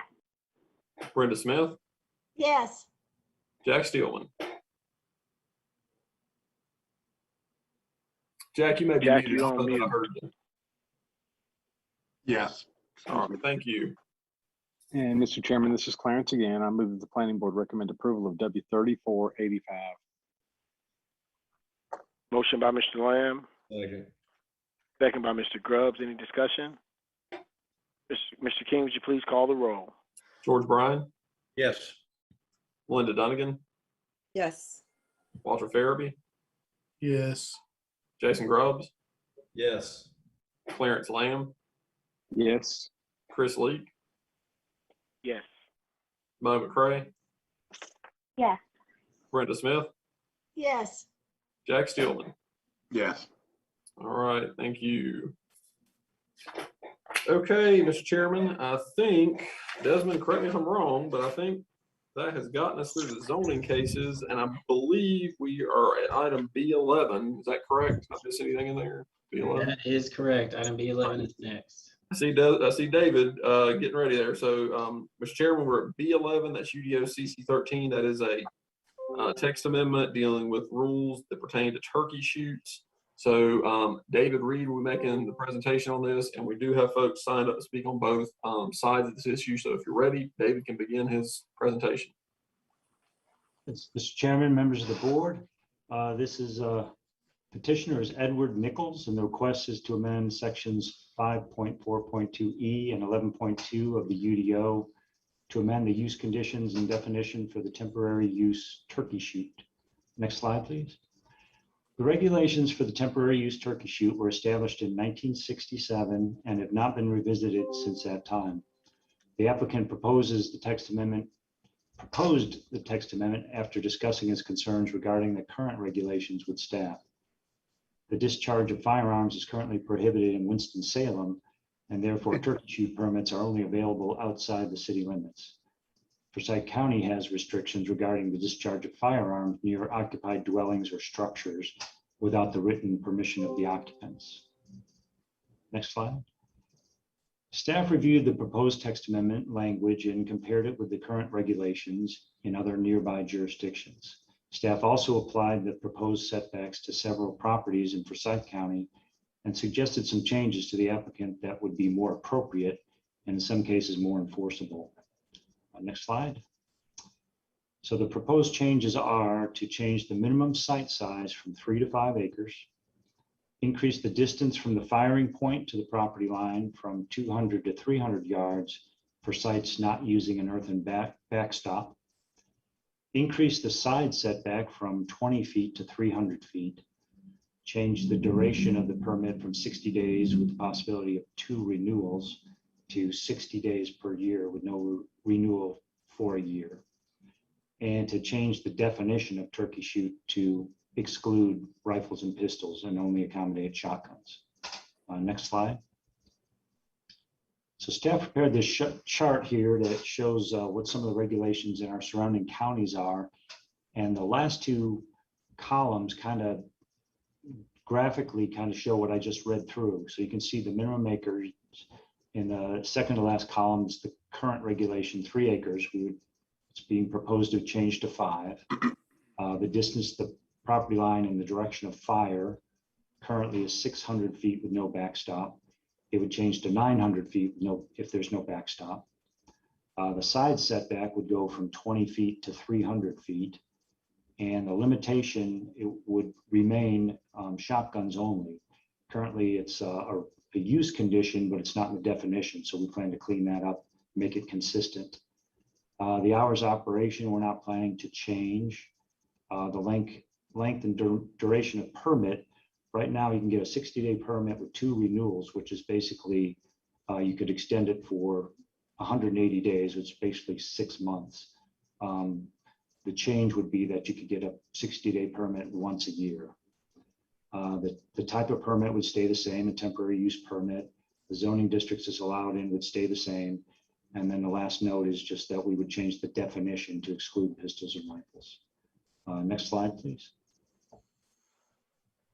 So permits for 2 sites have been granted for turkey shoots over the last 10 years. One was a recurring event in Walkertown from 2011 through 2017. The location of that event would meet the requirements of the proposed text amendment language. A second permit was issued in December 2020, and that site would not comply with the proposed standards because it's smaller than the proposed 5-acre minimum site size and would probably have trouble meeting the new setback standards. Next slide. Existing turkey shoot temporary use regulations have been in existence since the creation of countywide zoning in Forsyth County in 1967. In examining the current regulations, the proposed regulations, and the regulations of the surrounding counties, staff believes that what is proposed by the applicant strikes a good balance and puts our regulations more in line with our peer communities. As Forsyth County continues to experience suburban growth, it's our belief that the proposed regulations will provide better protection for surrounding residential properties while still allowing the temporary turkey shoot use throughout areas of Forsyth County that meet the criteria. Next slide. Staff is of the opinion that the revised temporary use turkey shoot language will still allow the use within the county while being a better neighbor to surrounding property owners. And we recommend approval of UDO CC 13. I'll try and answer any questions you have. Mr. Reed, I had a question just for clarification on your comparison with other jurisdictions, that slide you showed. Mm-hmm. So is it true that some of those jurisdictions require a backstop? I wasn't sure. You said one of them said 500 feet with backstop. Does that mean that they have to have a backstop? Yeah, could we back up to that slide, please?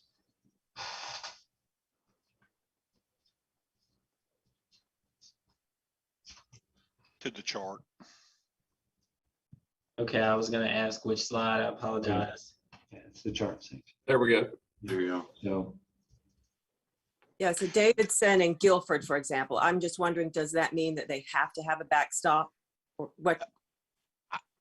Melinda, I don't know if you recall, but last month, David wasn't going to be here. So I was going to be doing the presentation. I'm the one that put this chart together. It's been, well, a month since I looked at it. It's my recollection is that, the way it's written, I would say that yes, they had to have it, but that's 95% certain, but again, I think if there had been flexibility in the regulation, I would have written it different. So my thought is they had to have the backstop. And the same would also apply to the side setback as well. That's the way it's written in the chart.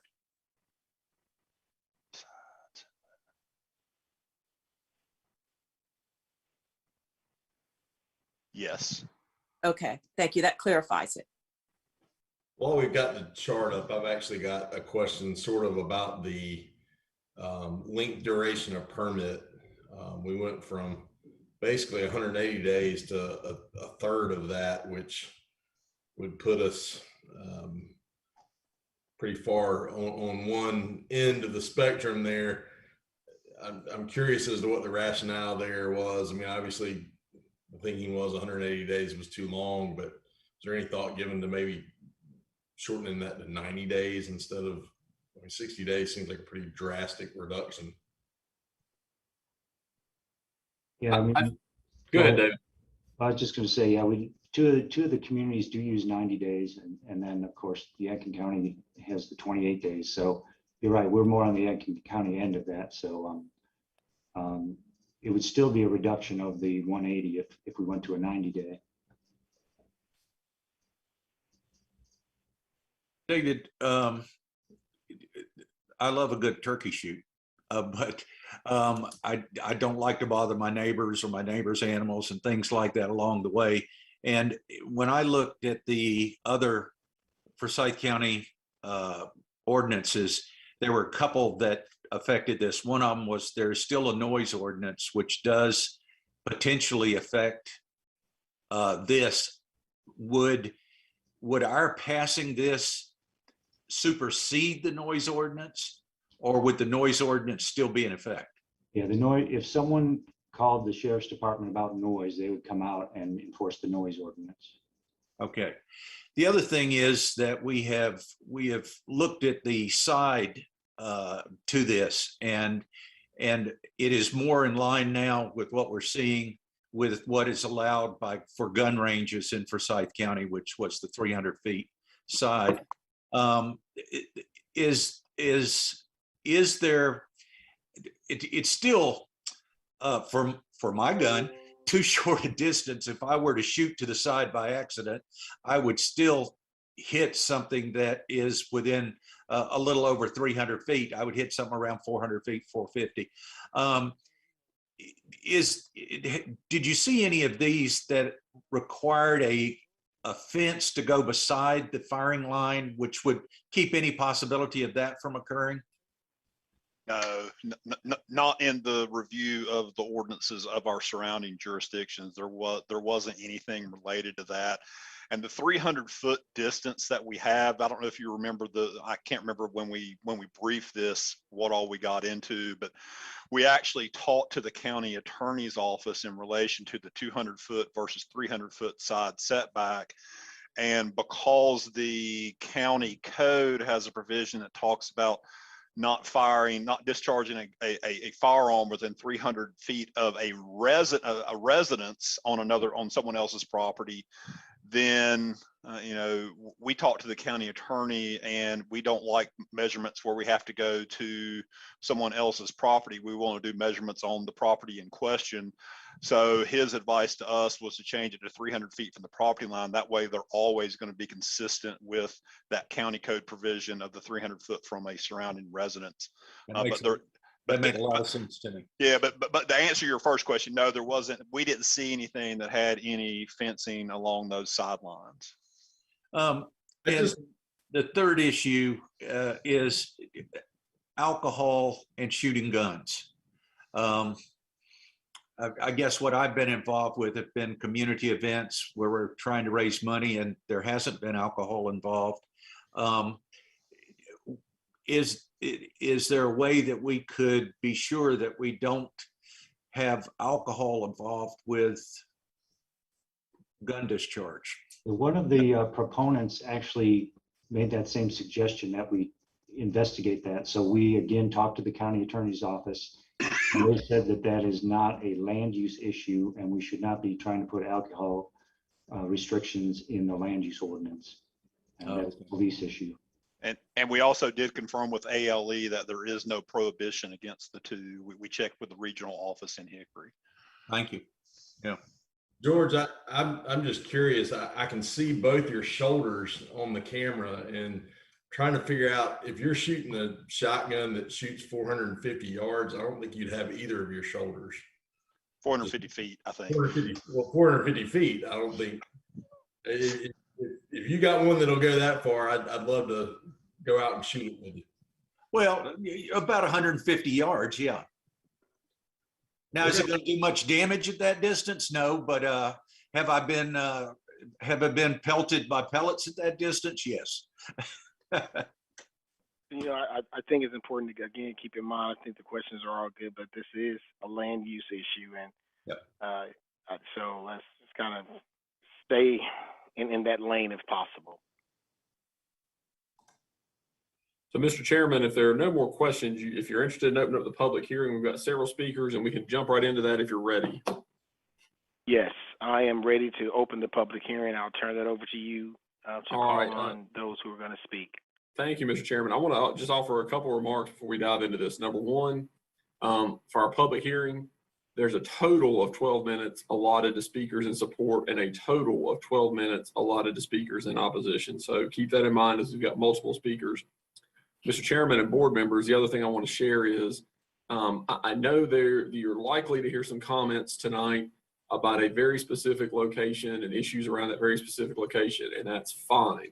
But this is not a rezoning case, and we've got to make sure we're keeping our mind open that this is a rule that applies to all of the county, and it could apply to any new ones in any of the unincorporated parts of the county. So again, just keep that in mind as you hear testimony tonight, and just remember these rules apply all over the unincorporated county. So just want to set that for the board and for our guests tonight as we begin this.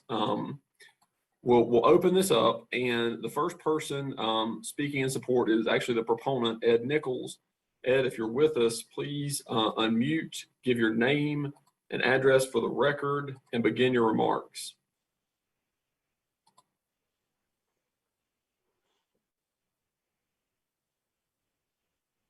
Hi, Aaron. Thank you. My name is Edward Nichols. I live at 4596 Brittany View Lane, Kernersville, 27284. My wife and I have lived in the Brittany View community for 31 years, raising 3 sons. My neighbor obtained a permit in December of 2020 to hold turkey shoots per Forsyth County UDO Section 5.4.2E. With this permit, my neighbor held 7 turkey shoot events on Saturday nights from approximately 6 to 9 p.m. with approximately 400 shots per event, or a total of 2,800 shotgun blasts, all at approximately 151 decibels. By my calculation, the turkey shoot season resulted in approximately 1,400,000 number 9 pellets to be discharged, estimating 420 pellets per shell. My property line is 260 feet per geodata to the turkey shoot firing point, and the firing point is only 315 feet from my living room window. This has caused such great anxiety that my wife and I and some of our neighbors with their pets are compelled to leave their homes on the Saturday night to escape insufferable noise emanating from the constant shotgun discharge or the fear of shotgun pellets striking one of our family members. And for the folks who choose to stay home during the turkey shoot, the noise and safety fears they experience are more than just nuisance or inconvenience, as no one feels safe to move about their property or neighborhood during a turkey shoot contest. Concerning the ability for the turkey shoot to operate 7 days a week, there were several times shotguns were fired during weekdays at the permitted site outside of any contest being conducted. This is extremely dangerous because our neighborhood is a community of children, businesses, and both working and retired citizens. Recently, we just welcomed a new homeowner whose house is only 255 feet per geodata from the firing point. This family has a small 4-year-old boy who, by the way, has a hearing sensitivity to loud noises. Here's the letter from their doctor. We all fear that our physical safety is severely compromised because of the minimal 20-foot property line setback requirement currently allowed under the turkey shoot ordinance. As a matter of fact, the current firing point being only 260 feet to my property line proves that even the proposed 300-foot buffer from our property line is just barely sufficient to rectify the issue. And only requiring 3 acres to hold a turkey shoot invites an array of accidents just waiting to happen. Therefore, it is only acceptable and at a minimum that 5 acres be required. None of us in our community are opposed to gun ownership or shooting guns, but recreational gun activities must be conducted in locations and under circumstances that are not hazardous or harmful to the safety of neighboring property owners. Some have even discussed a buffer as much as 900 feet from a dwelling, which would be very appropriate. Unfortunately, this is not a problem unique to us in our neighborhood. It is potentially dangerous and nuisance situation for many other neighborhoods and communities throughout Forsyth County. I spent a few hours on geodata identifying properties in Forsyth County that are zoned RS40, AG, LI, and GI, which contain the greater than the 3-acre requirements, but less than the 5 acres proposed in our text amendment UDO CC 13. All these properties are directly adjacent to densely populated residential neighborhoods. These neighborhoods include Salem Glen, Weldon Village in Kernersville, and Weatherstone at Union Cross, and many more. These 3-acre properties could potentially operate a turkey shoot.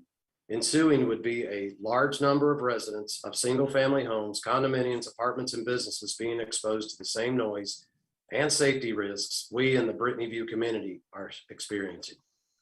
One property in particular is this one in Kernersville on Highway 66, Old Salem Road. It is a 3.01 acre lot with Forsyth County AG zoning. they could possibly hold a turkey shoot. The swimming pool and apartments for Weldon Village in the city of Kernersville are approximately 500 feet from this property. The surrounding single-family dwelling homes will all be outside the 300 foot of the firing point. Bishop McGinnis High School is across the 4-lane Highway 66 and only 430 feet away. I showed these examples from other neighborhoods to make clear that this is not just my issue or a Brittany View issue. This is a countywide issue. The current Forsyth County turkey shoot UDO provisions have been in effect since 1967 without any revision or updating. Considering how much Forsyth County has grown, the 1967 regulations obviously do not provide sufficient protection to more recent neighborhoods or the residents who live and or work there. It is commonly known that a shotgun emits a report or sound of 151 plus decibels, and especially with multiple shots. Even at 300 feet away, a shotgun is still 90 plus decibels, which is beyond human threshold of pain for any length of time. And it is commonly known that shotgun pellets can easily travel up to 500 feet, depending on trajectory. Does it seem fair that neighbors of a turkey shoot should have to wear ear protection to be on their own property? Is it fair that a neighboring parent should have concern that their child in their own backyard could have their eye put out by an accidental inadvertent shotgun blast only 300 feet away? In the current UDO, there is no regulation for insurance for weather, traffic, and parking, no regulation for turkey shoots and alcohol consumption, no wildlife conservation safety measures, no regulation for berm lead abatement concerning a best management practice, no regulation on signage at road or for side entry points, or for safety fencing or any safety marking, etc. And of great concern to the environment, there is no regulations requiring a site plan for a turkey shoot berm constructed in a registered Forsyth County watershed. That means no safety measures are in effect for lead exposure in groundwater. The only regulations in the turkey shoot UDO is temporary use, in which a 2-month long permit that is renewable twice can be obtained, and that it can be any day as long as it's not between 9:30 p.m. and 7 a.m. Meaning a turkey shoot could operate 180 days a year, 7 days a week, 14 and a half hours a day. As you can see in your materials, there is a chart showing our surrounding counties have updated their ordinances to address these concerns. Forsyth County already has several laws and ordinances on the books that would give us relief, but there really is no enforcement built into the turkey shoot UDO except for UDO 3.2.14, which states that temporary use permits shall be issued or renewed by the Director of Inspections, provided that such permits are issued only upon written agreement by the owner to remove the structures or uses upon expiration of the permit. Yet even with this UDO, my neighbor's turkey shoot structure, firing point, and targets with lighting on all the amenities are still up today, months after their permit expired. Forsyth County Ordinance Section 15.3 states that no person shall, without the written permission of the current owner or lawful occupant of such property, discharge a firearm within 300 feet of a dwelling or other building or structure, which is designed to be occupied by human beings. There was and still is a residence that is only 255 feet per geodata from the setup turkey shoot firing point now. My neighbor's turkey shoot firing point existed at that location, breaking this ordinance for the entire turkey shoot season. There were approximately 2,800 shots fired within 250 feet of that resident, and yet not one infraction citation was issued. Section 5.2.79 of the Forsyth County UDO regulates shooting ranges used for trap shooting or skeet. This section of the UDO recognizes the risk to neighboring property owners being located near a shooting range and requires a minimum site of 15 acres and 900 feet setbacks. Comparatively speaking, the turkey shoot UDO requires 3 acres and 20-foot setbacks. Trap shooting and turkey shoots both involve shotguns and share the same reasonable safety and nuisance concerns. Forsyth County Ordinance Section 15.1 states that the production or emission of noise, amplified speech, music, or other sounds that disturb or frighten individuals and is detrimental to the health, safety, or welfare of any individual and the peace and dignity of the county is prohibited. The turkey shoot made the entire Brittany View community feel frightened, disturbed, and unsafe. In closing, I would ask that the board consider Legacy 2030 and the residential growth forecast stated therein. Text Amendment UDO CC13 is basically a request to bring turkey shoot regulations in line with existing sections of the Forsyth County UDO, regulating the safe use of firearms in the county, better assuring the safety and general welfare of Forsyth County residents and greater peace in our neighborhoods and communities. Thank you. 3 minutes. Thank you, Chris. We've got one more speaker signed up as a proponent, Ashley Cooper. If you'd like to share comments with the board, please unmute, give your name and address for the record, and begin your remarks.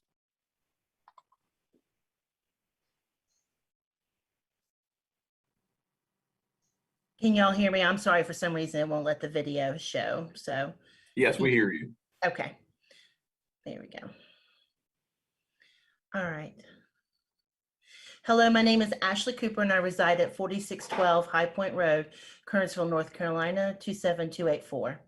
Good evening, planning board members. Thank you for this opportunity to speak about the Turkey Shoot UDO amendment changes.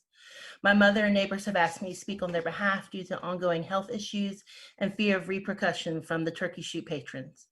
For the past 30 years, my mom has operated a licensed home-based hair and nail salon in Kernersville, with the last 13 years based in the Brittany View community. My mom worked hard for many years to purchase this property. Like our neighbors, we thought county living meant peace and quiet with just enough land between you and your neighbor to know their name, but not know what they're having for dinner. In November 2020, my neighbor obtained a permit for a turkey shoot at Little Cedar Grocery located at 4586 High Point Road, Kernersville, North Carolina. We were unaware of the permit request until after it was approved. To my knowledge, there was no public notice posted regarding the permit request. Beginning December 19, 2020, they held a shooting competition each Saturday evening from 6 to 9 p.m. for the duration of the 60-day permit. On the December 2020 Facebook page, the turkey shoot posted, "Opening night at the turkey shoot at Little Cedar was a great success. We shot 25 rounds in 2.5 hours. That totals nearly 400 gunshots in just over a 2.5-hour time span." The following Saturday night and random nights during the week, there were significant increases in the number of participants and firing rounds, resulting in infinite gunfire noise. The gunfire noise was unbearable for neighboring families and us. Weekly shooting continued from December 19, 2020 until their 60-day permit expired in February 2021. Ongoing gunfire noise is very disruptive, frightening, and distressing. Several homes, including ours, are located within just a few hundred yards of their firing point, with one home within 100 yards of the firing point. 1 minute. 2 homes and a concrete business border the shooting range. During the 2 months permit that was in effect, we weren't able to relax and unwind in our home. In order to escape the gunfire, our only option was to turn up the TV or leave the area. Several neighbors, including myself, were forced to sedate our pets weekly as constant barrage of gunfire caused them undue stress. I just leave this final note. Based on the current turkey shoot ordinance, permits are renewable twice per year, bringing the total to 6 months or 180 days per year of noise disruption. Would you want to hear gunfire noise at your home throughout the day and evenings on Saturdays, for the 3 continuous hours every Saturday night for 2 consecutive months, or better yet, for half the Saturdays of each year? Mr. Nichols has stated current UDO regulations are outdated and need to be brought in line with the updated UDOs of the Forsyth County, and we support his amendment changes. Thank you. Okay. 1 second, that was perfect. Okay, Mr. Chairman, I think that does it for our proponents. By my count, we've got 2 folks signed up to speak in opposition. So we'll begin that process. Aaron Kruth is the first speaker signed up in opposition. Aaron, if you'd like to share comments, please unmute, give your name and address for the record, and begin your remarks. And Aaron, if I could just briefly, according to Brian, it's my understanding there might be multiple folks that are in opposition at some of these locations where the folks are signed up. So we may have more than just 2 speakers. So fair enough. Just everybody remember 12 minutes total. Just me. Good evening. My name is Aaron Kruth. I live at 1355 Morgan Way. That's 27127. I'm a resident of Forsyth County and a patron of Little Cedar Grocery. I'm here today to speak against the proposed change in the 1967 laws regulating turkey shoots. First and foremost, this proposed change, as reported by Tyler Harden of Fox 8 News, was introduced specifically to target Little Cedar Grocery. The individual behind the proposal, Edward Nichols, who we just heard from, operates a commercial wedding venue and event center on his residential property at 4596 Brittany View Lane. This is confirmed by both Facebook pages and Google satellite images that will show you his wedding venue right next to Little Cedar Grocery, adjacent to where the turkey shoots are taking place. Clearly, this is an issue about Mr. Nichols protecting his business venture and limiting evening noise to serve his paying clientele. This is more of a noise issue than anything. The reason the regulation hasn't needed to be changed in 54 years is because the physics behind turkey shoots has not changed. We use the same guns and the same ammunition. This is yet another example in our community when irrational fears overrule both common sense and science. Common sense would tell us that if 150 people are shooting shotguns every Saturday night and none of the adjacent properties have any damage to them, then people on that property are probably safe. In 54 years, how many cases has this board heard of someone upset that their property was shot up by a turkey shoot? I'm gonna guess 0. For generations, turkey shoots have been bringing our communities together. They've been safe, they've been fun. We've had safe and fun times at Little Cedars. Nothing has changed from that generation to this. To change the law now because of a few irrational fears and because a local resident doesn't want to hear shotguns during his wedding venues, during the weddings that he's performing, is a little bit crass and a huge injustice to the future generations. There are very few spots in Forsyth County that legal turkey shoots could happen. And clearly the only applicant that would be affected is Little Cedar Grocery. So in consideration, this seems like a community against Little Cedar Grocery. So please consider the whole of the county and future generations trying to do turkey shoots. Thank you.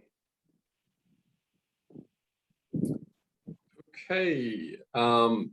The only other speaker we have signed up in opposition is Thomas Sells.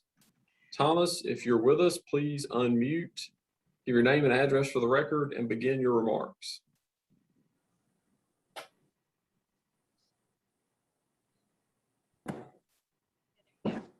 Nine minutes. My name is Thomas B. Sales. My dad and his 3 nephews built Little Cedar in 1951, opened in 1952. I inherited the store when Dad died March 29th, 1996. Little Cedar is zoned in as agriculture, grandfathered in as agriculture. County little country stores have a tough time staying open this day and time, competing against convenience stores. So we got a permit, had a turkey shoot, and it really helped our income.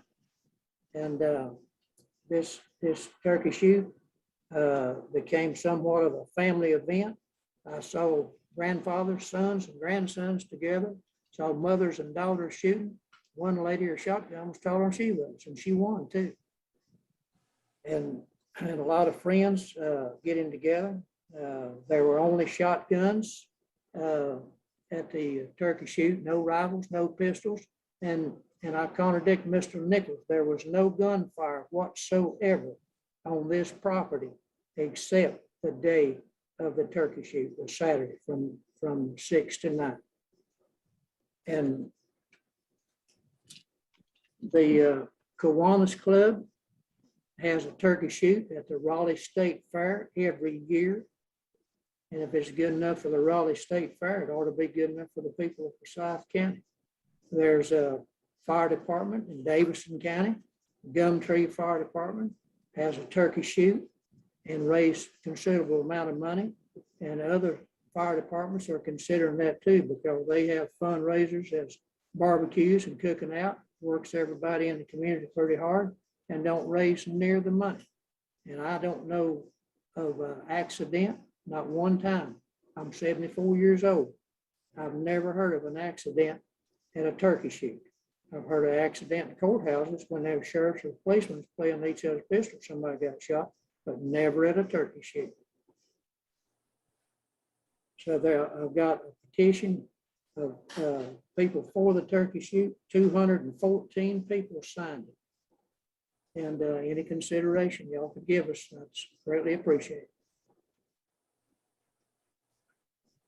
All right, thank you, Mr. Sells. I'll just pause. Is there anyone else? I know we've got some time left for the opposition. Is there anyone else who wants to speak in opposition to this matter? Done all the speaking I need to speak.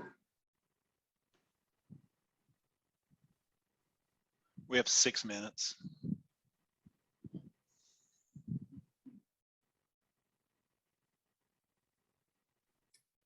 Mr. Sells, is there anybody there with you that would like to, I couldn't determine if there's anybody else there with you that would like to speak in opposition to this matter. There is some other people, but they decided not to speak. Okay. They felt like enough's been said, and I hope that's sufficient. Fair And, enough. Thank you. By the way, Mr. Nichols' measurements on the footage from the house that he was talking about is not correct either. Thank you, sir. Yes, sir. Thank you. Mr. Chairman, I think that is all the speakers we have signed up for this case, unless I'm missing anybody else. I don't see anybody who's signed up for this. Right. Well, seeing no one else and both sides have spoken, I'm going to close the public hearing. Mr. Chairman, before you begin your remarks, again, I want to really circle back to this. As I suspected, you heard a lot of very specific remarks about a very specific site, and you all need to sort of judge how much weight you put into those remarks. But again, the rules you're considering apply countywide in the unincorporated part of the county. So you also heard a lot of other comments that are not specifically land use related, and I would advise you to keep your comments regarding your debate of this matter to the land use items. Those are things that are clearly within our purview to consider for this. So just again, want to kind of tee that up and for you as you begin your discussion on this. Okay. So I'll start out by asking, what is the pleasure of the board?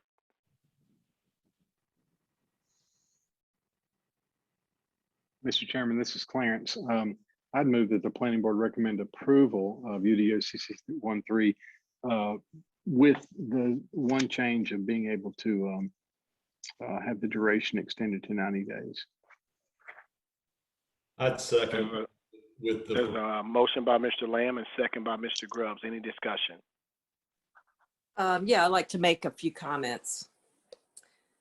I'm very torn by this because, and it's, you know,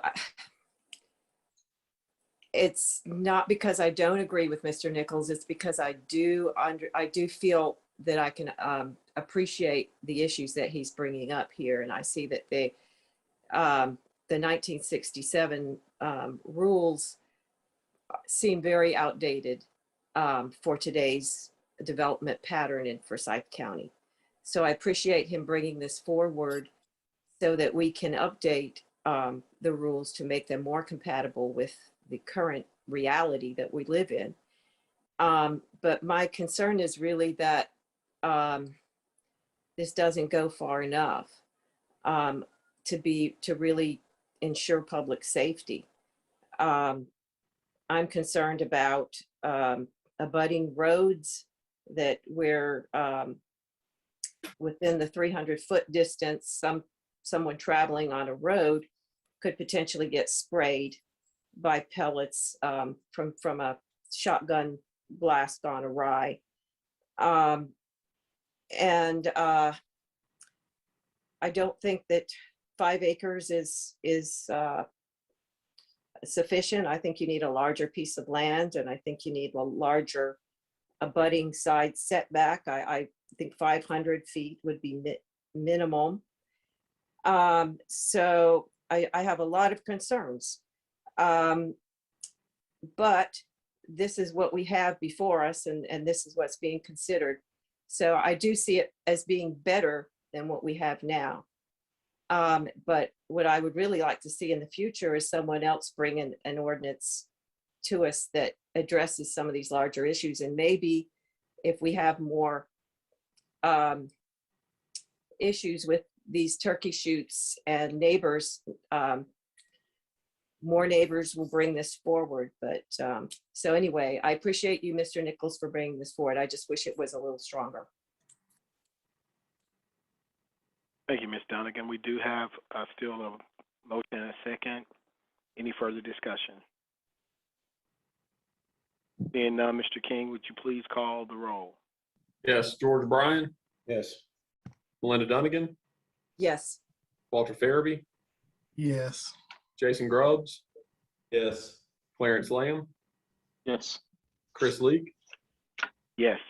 Mo McCray, Yeah. Brenda Smith, Yes. Jack Steelman. Yes. All right, I know we've had a lot of folks that are interested in this matter. The planning board is passing along a recommendation to the county commissioners. This will go forward to them probably sometime, I would suspect, in September for their consideration. So if you're interested in this matter, please stay tuned over on the county side as they consider this, and there'll be another public hearing there where this will be considered before the commissioners take a final vote on this. So thank you for your time this afternoon. And Mr. Chairman, if you're ready, we'll go to, I believe, the last item on your agenda, which is B12. That is a text amendment dealing with signs. It's UDO CC 14. I see Steve Smotherman getting ready there. So I suspect his presentation is getting pulled up. And when he's ready, we can begin.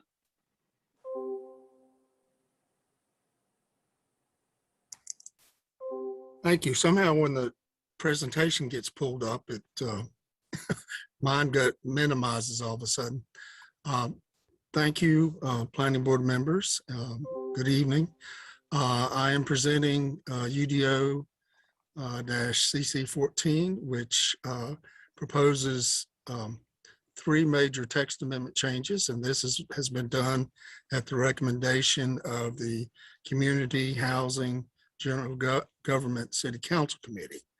The changes are to increase the change rate for message board signs to make them ability to change more quickly, to add brightness limits to electronic message boards, and to extend the amortization period to bring non-conforming on-premises freestanding signs into compliance for an additional 2 years to June 30th, 2024.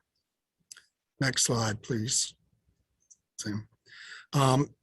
As far as background, business owners have expressed concerns that the rate of change provisions are too restrictive for electronic message board signs, and that the financial challenges related to replacing non-conforming freestanding signs due to the detrimental impacts of the pandemic on many businesses. Complaints have also been received from citizens about the brightness of some electronic message board signs at night when reviewed from the street. Next slide, please, Sam. The electronic message board change rate is being requested to be increased from changing every 2 hours to a change every 2 minutes, which happened to be the planning board's original position in 2007 when the last comprehensive sign ordinance was adopted. The city council committee actually recommended a 1 minute change rate. The advantage of this is that it's much less time is required to enforce this. You're only having to wait a few minutes to see how often it's changing rather than a few hours. Next slide, please, Samuel. As far as the brightness regulations, the maximum brightness levels shall not exceed 5,000 nits during daylight hours and 500 nits at night. And you see, 1 nit is equal to 1 candela per square meter, which is the international standard. These brightness limits are similar to what Charlotte, Asheville, and the city of High Point have currently. All signs shall have a light sensing device that will adjust the sign brightness in real time as ambient light conditions change. The sign contractor shall certify in writing that the installed sign meets all the brightness regulations prior to its final inspection.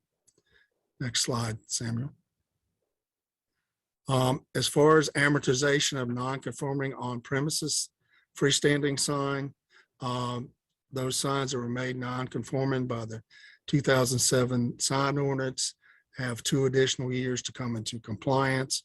And as I mentioned earlier, the extension was recommended by City Council Committee to accommodate financial hardships encountered by local business owners during the pandemic. Next slide, please. And we recommend approval of this these sign amendments to the ordinance. And I'll be happy to try to answer any questions you may have.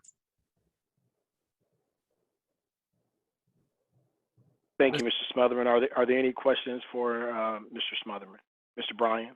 Mr. Smotherman, there was a chart included in our book showing us there were 733 freestanding signs that were non-compliant. What were they non-compliant for?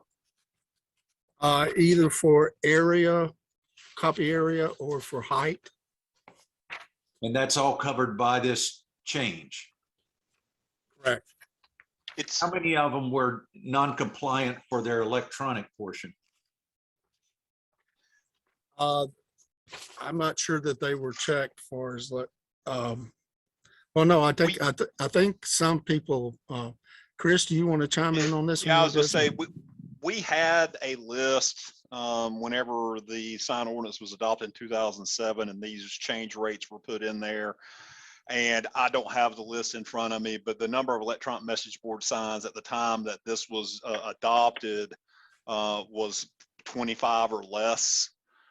So there are only about I would say between 25 and 30 signs that were in existence, electronic message board signs prior to the adoption of these regulations that dealt with the change rate. And we have issued permits since then, but they've been subject to that 2-hour rate of change.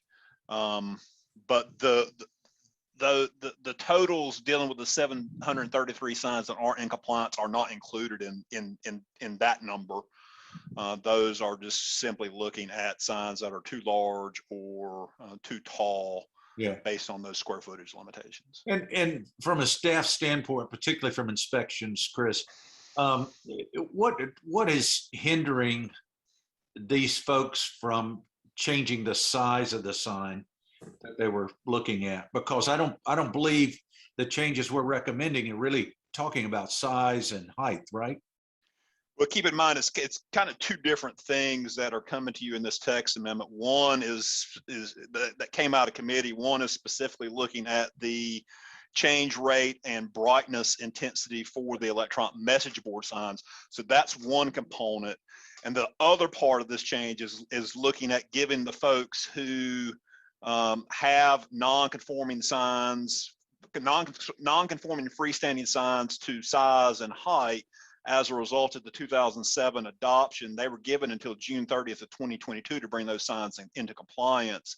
What this change that the council asked us to bring back to them would extend the amortization period additional 2 years. So it would give them some more time to comply in light of the situation we've had with COVID. So it's really 2 separate buckets in this one amendment here. One's addressing the change rate and the intensity of those electronic message board signs. The other one is just given 2 additional years for folks to come into compliance. And if you look at that rate, we've at one point we had a large number of signs that weren't in compliance, and we've gotten that number down to about 25% of signs not in compliance. So we've done a pretty good job of getting those weeded down, but I think council just wants to give folks a couple more years based on the pandemic. So I'm trying to keep this very clear. So there's about 700 signs that are size and height issues that they're still dealing with. Are any of those at this point being fined? No, because again, they don't have to come into compliance until the year 2022. Okay. So they aren't they aren't out of compliance at this point because the sunset hasn't come yet. The sunset will be June 30th of 2022 unless this change is adopted by council, which would push it out 2 additional years.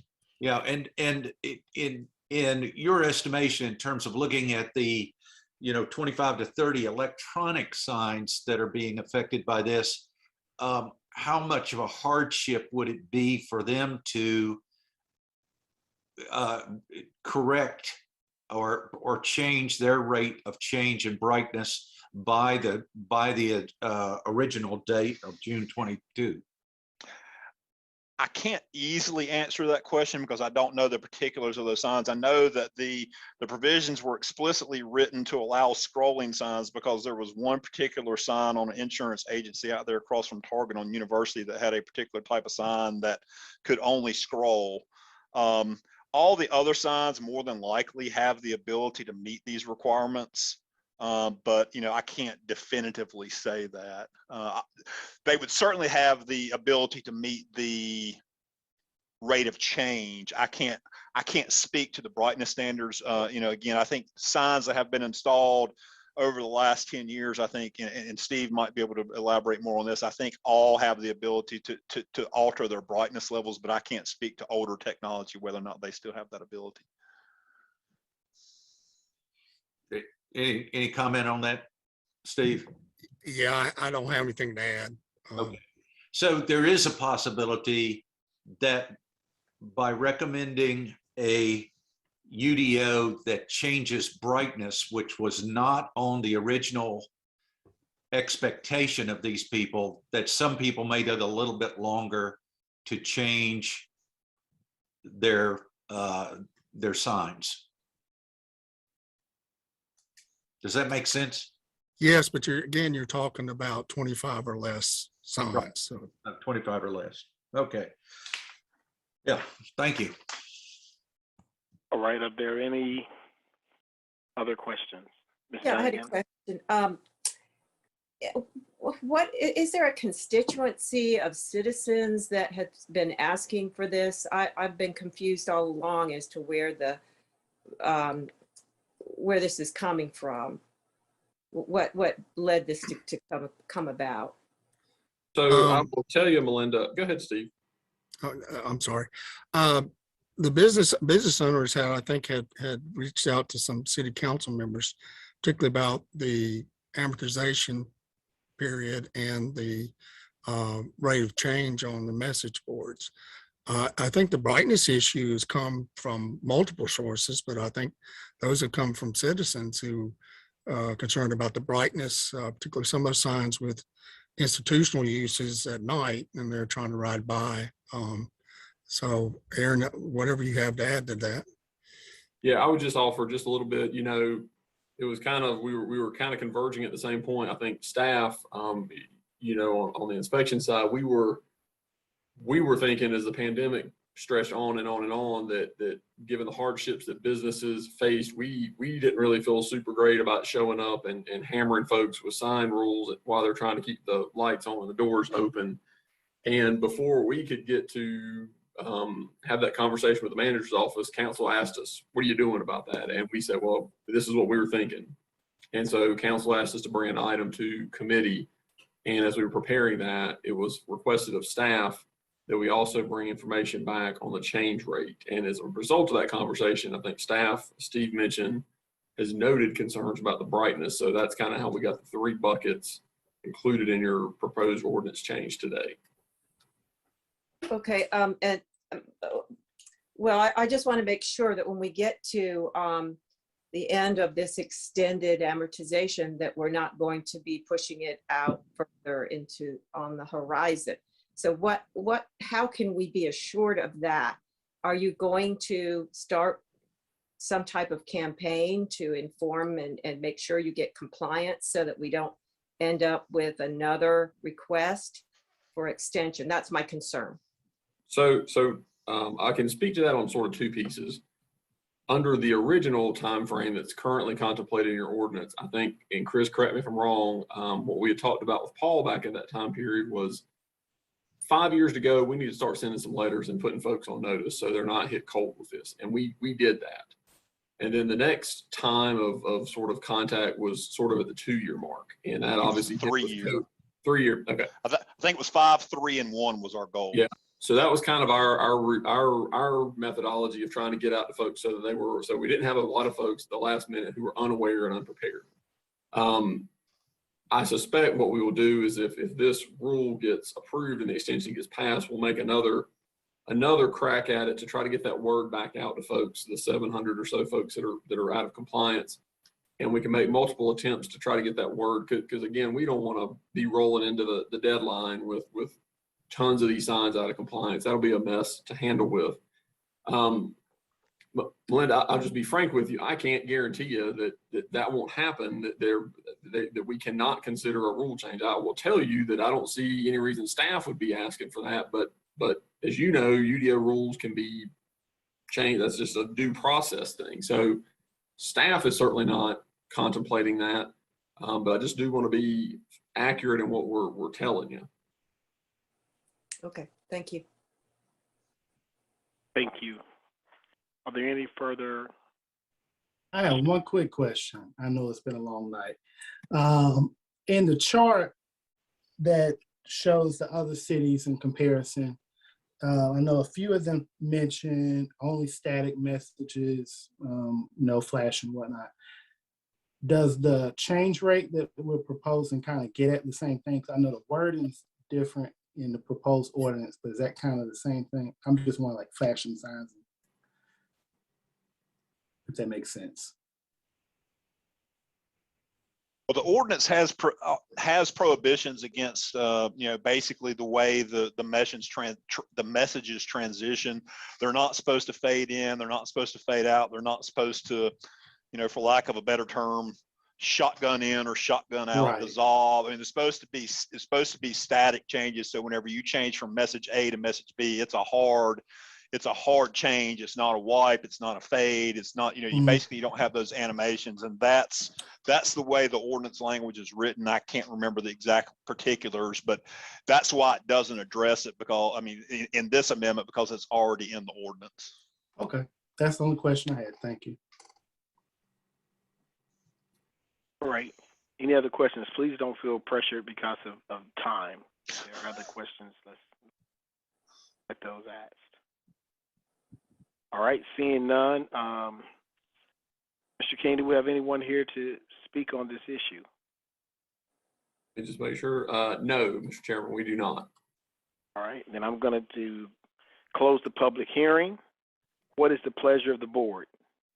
Mr. Chairman, this is Clarence. I move that the planning board recommend approval of UDO CC 14. Second. Motion by Mr. Lamb, second by Mr. Grubbs. Any discussion? Yes. I'm finding this process coming back extremely disingenuous in terms of the promises and the negotiations that occurred 14 years ago. If citizens can't depend on decisions that are made being carried through, we're in a bad place in city government. And there's always the possibility of come in if it doesn't work out and change the UDO, but to not follow through with the initial UDO is really disingenuous. Now, I would not have come up with 2 hours with the original plan. The city council did that, but I would have come up with something a lot more reasonable, I think.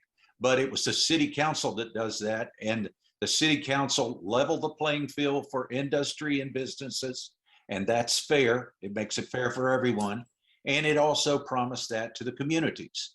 Now, what has happened in the intervening time is we've got 2 things. If we're going to a 2-minute change, and you're sitting at a traffic light on Stratford Road with 11 to 20 signs in front of you that are lighted, you will see about half of those change in that 2-minute time passing from the stoplight going down the road, which to me is continuing distraction to drivers, which is unnecessary. The other thing which has happened since then has been what we've seen as planning board members that have been on here for a little bit. There's been a proliferation of churches moving to institutional in order to have lighted signs. Now, the difference in that from really where we were 14 years ago is that a lot of these signs are in residential communities. So what we're saying in a residential community is look out your bedroom window, and every 2 minutes, you're going to see these things possibly change at the discretion of whoever it is. And to me, those are two separate things. Protecting our residential from lights that are doing that in a quiet setting, and distracting drivers in a moving setting. So I really can't support this. Thank you. Thank you. Mr. King, would you please call the roll? George Bryan, No. Melinda Dunnigan, Yes. Walter Farabee, Yes. Jason Grubbs, Yes. Clarence Lamb, Yes. Chris Leak, Yes. Mo McCray, Yeah. Brenda Smith, Yes. Jack Steelman. Yes. All right, thank you. All right, Mr. Chair, I believe that gets us to the end of the agenda there, except for staff report. So if you're All ready right. for that, I'll call on Desmond for a preview of your September public hearing. All right, Mr. Chair, members of the board, 3 items were continued from this month's meeting to next month. So you'll have 9 public hearing items next month and 3 planning board reviews. All right. Thank you, Desmond. The only other thing I have under staff report is Kirk and I were looking out over items for your work sessions coming up. We have got some stuff that's not quite ready for August, and we figured you might be interested in a little time off, given that you had a long meeting tonight and you have the potential for a long meeting in September. So look for your August work session to be canceled. So that is the only other thing I have, Mr. Chairman. All right, is there anything else for the good of the order? Ms. Smith? We have our motion to adjourn. There a second? Yep, there it was. All right, thank you. Everyone have a positive evening. Right, Thank you. Yeah, thank you all. All right.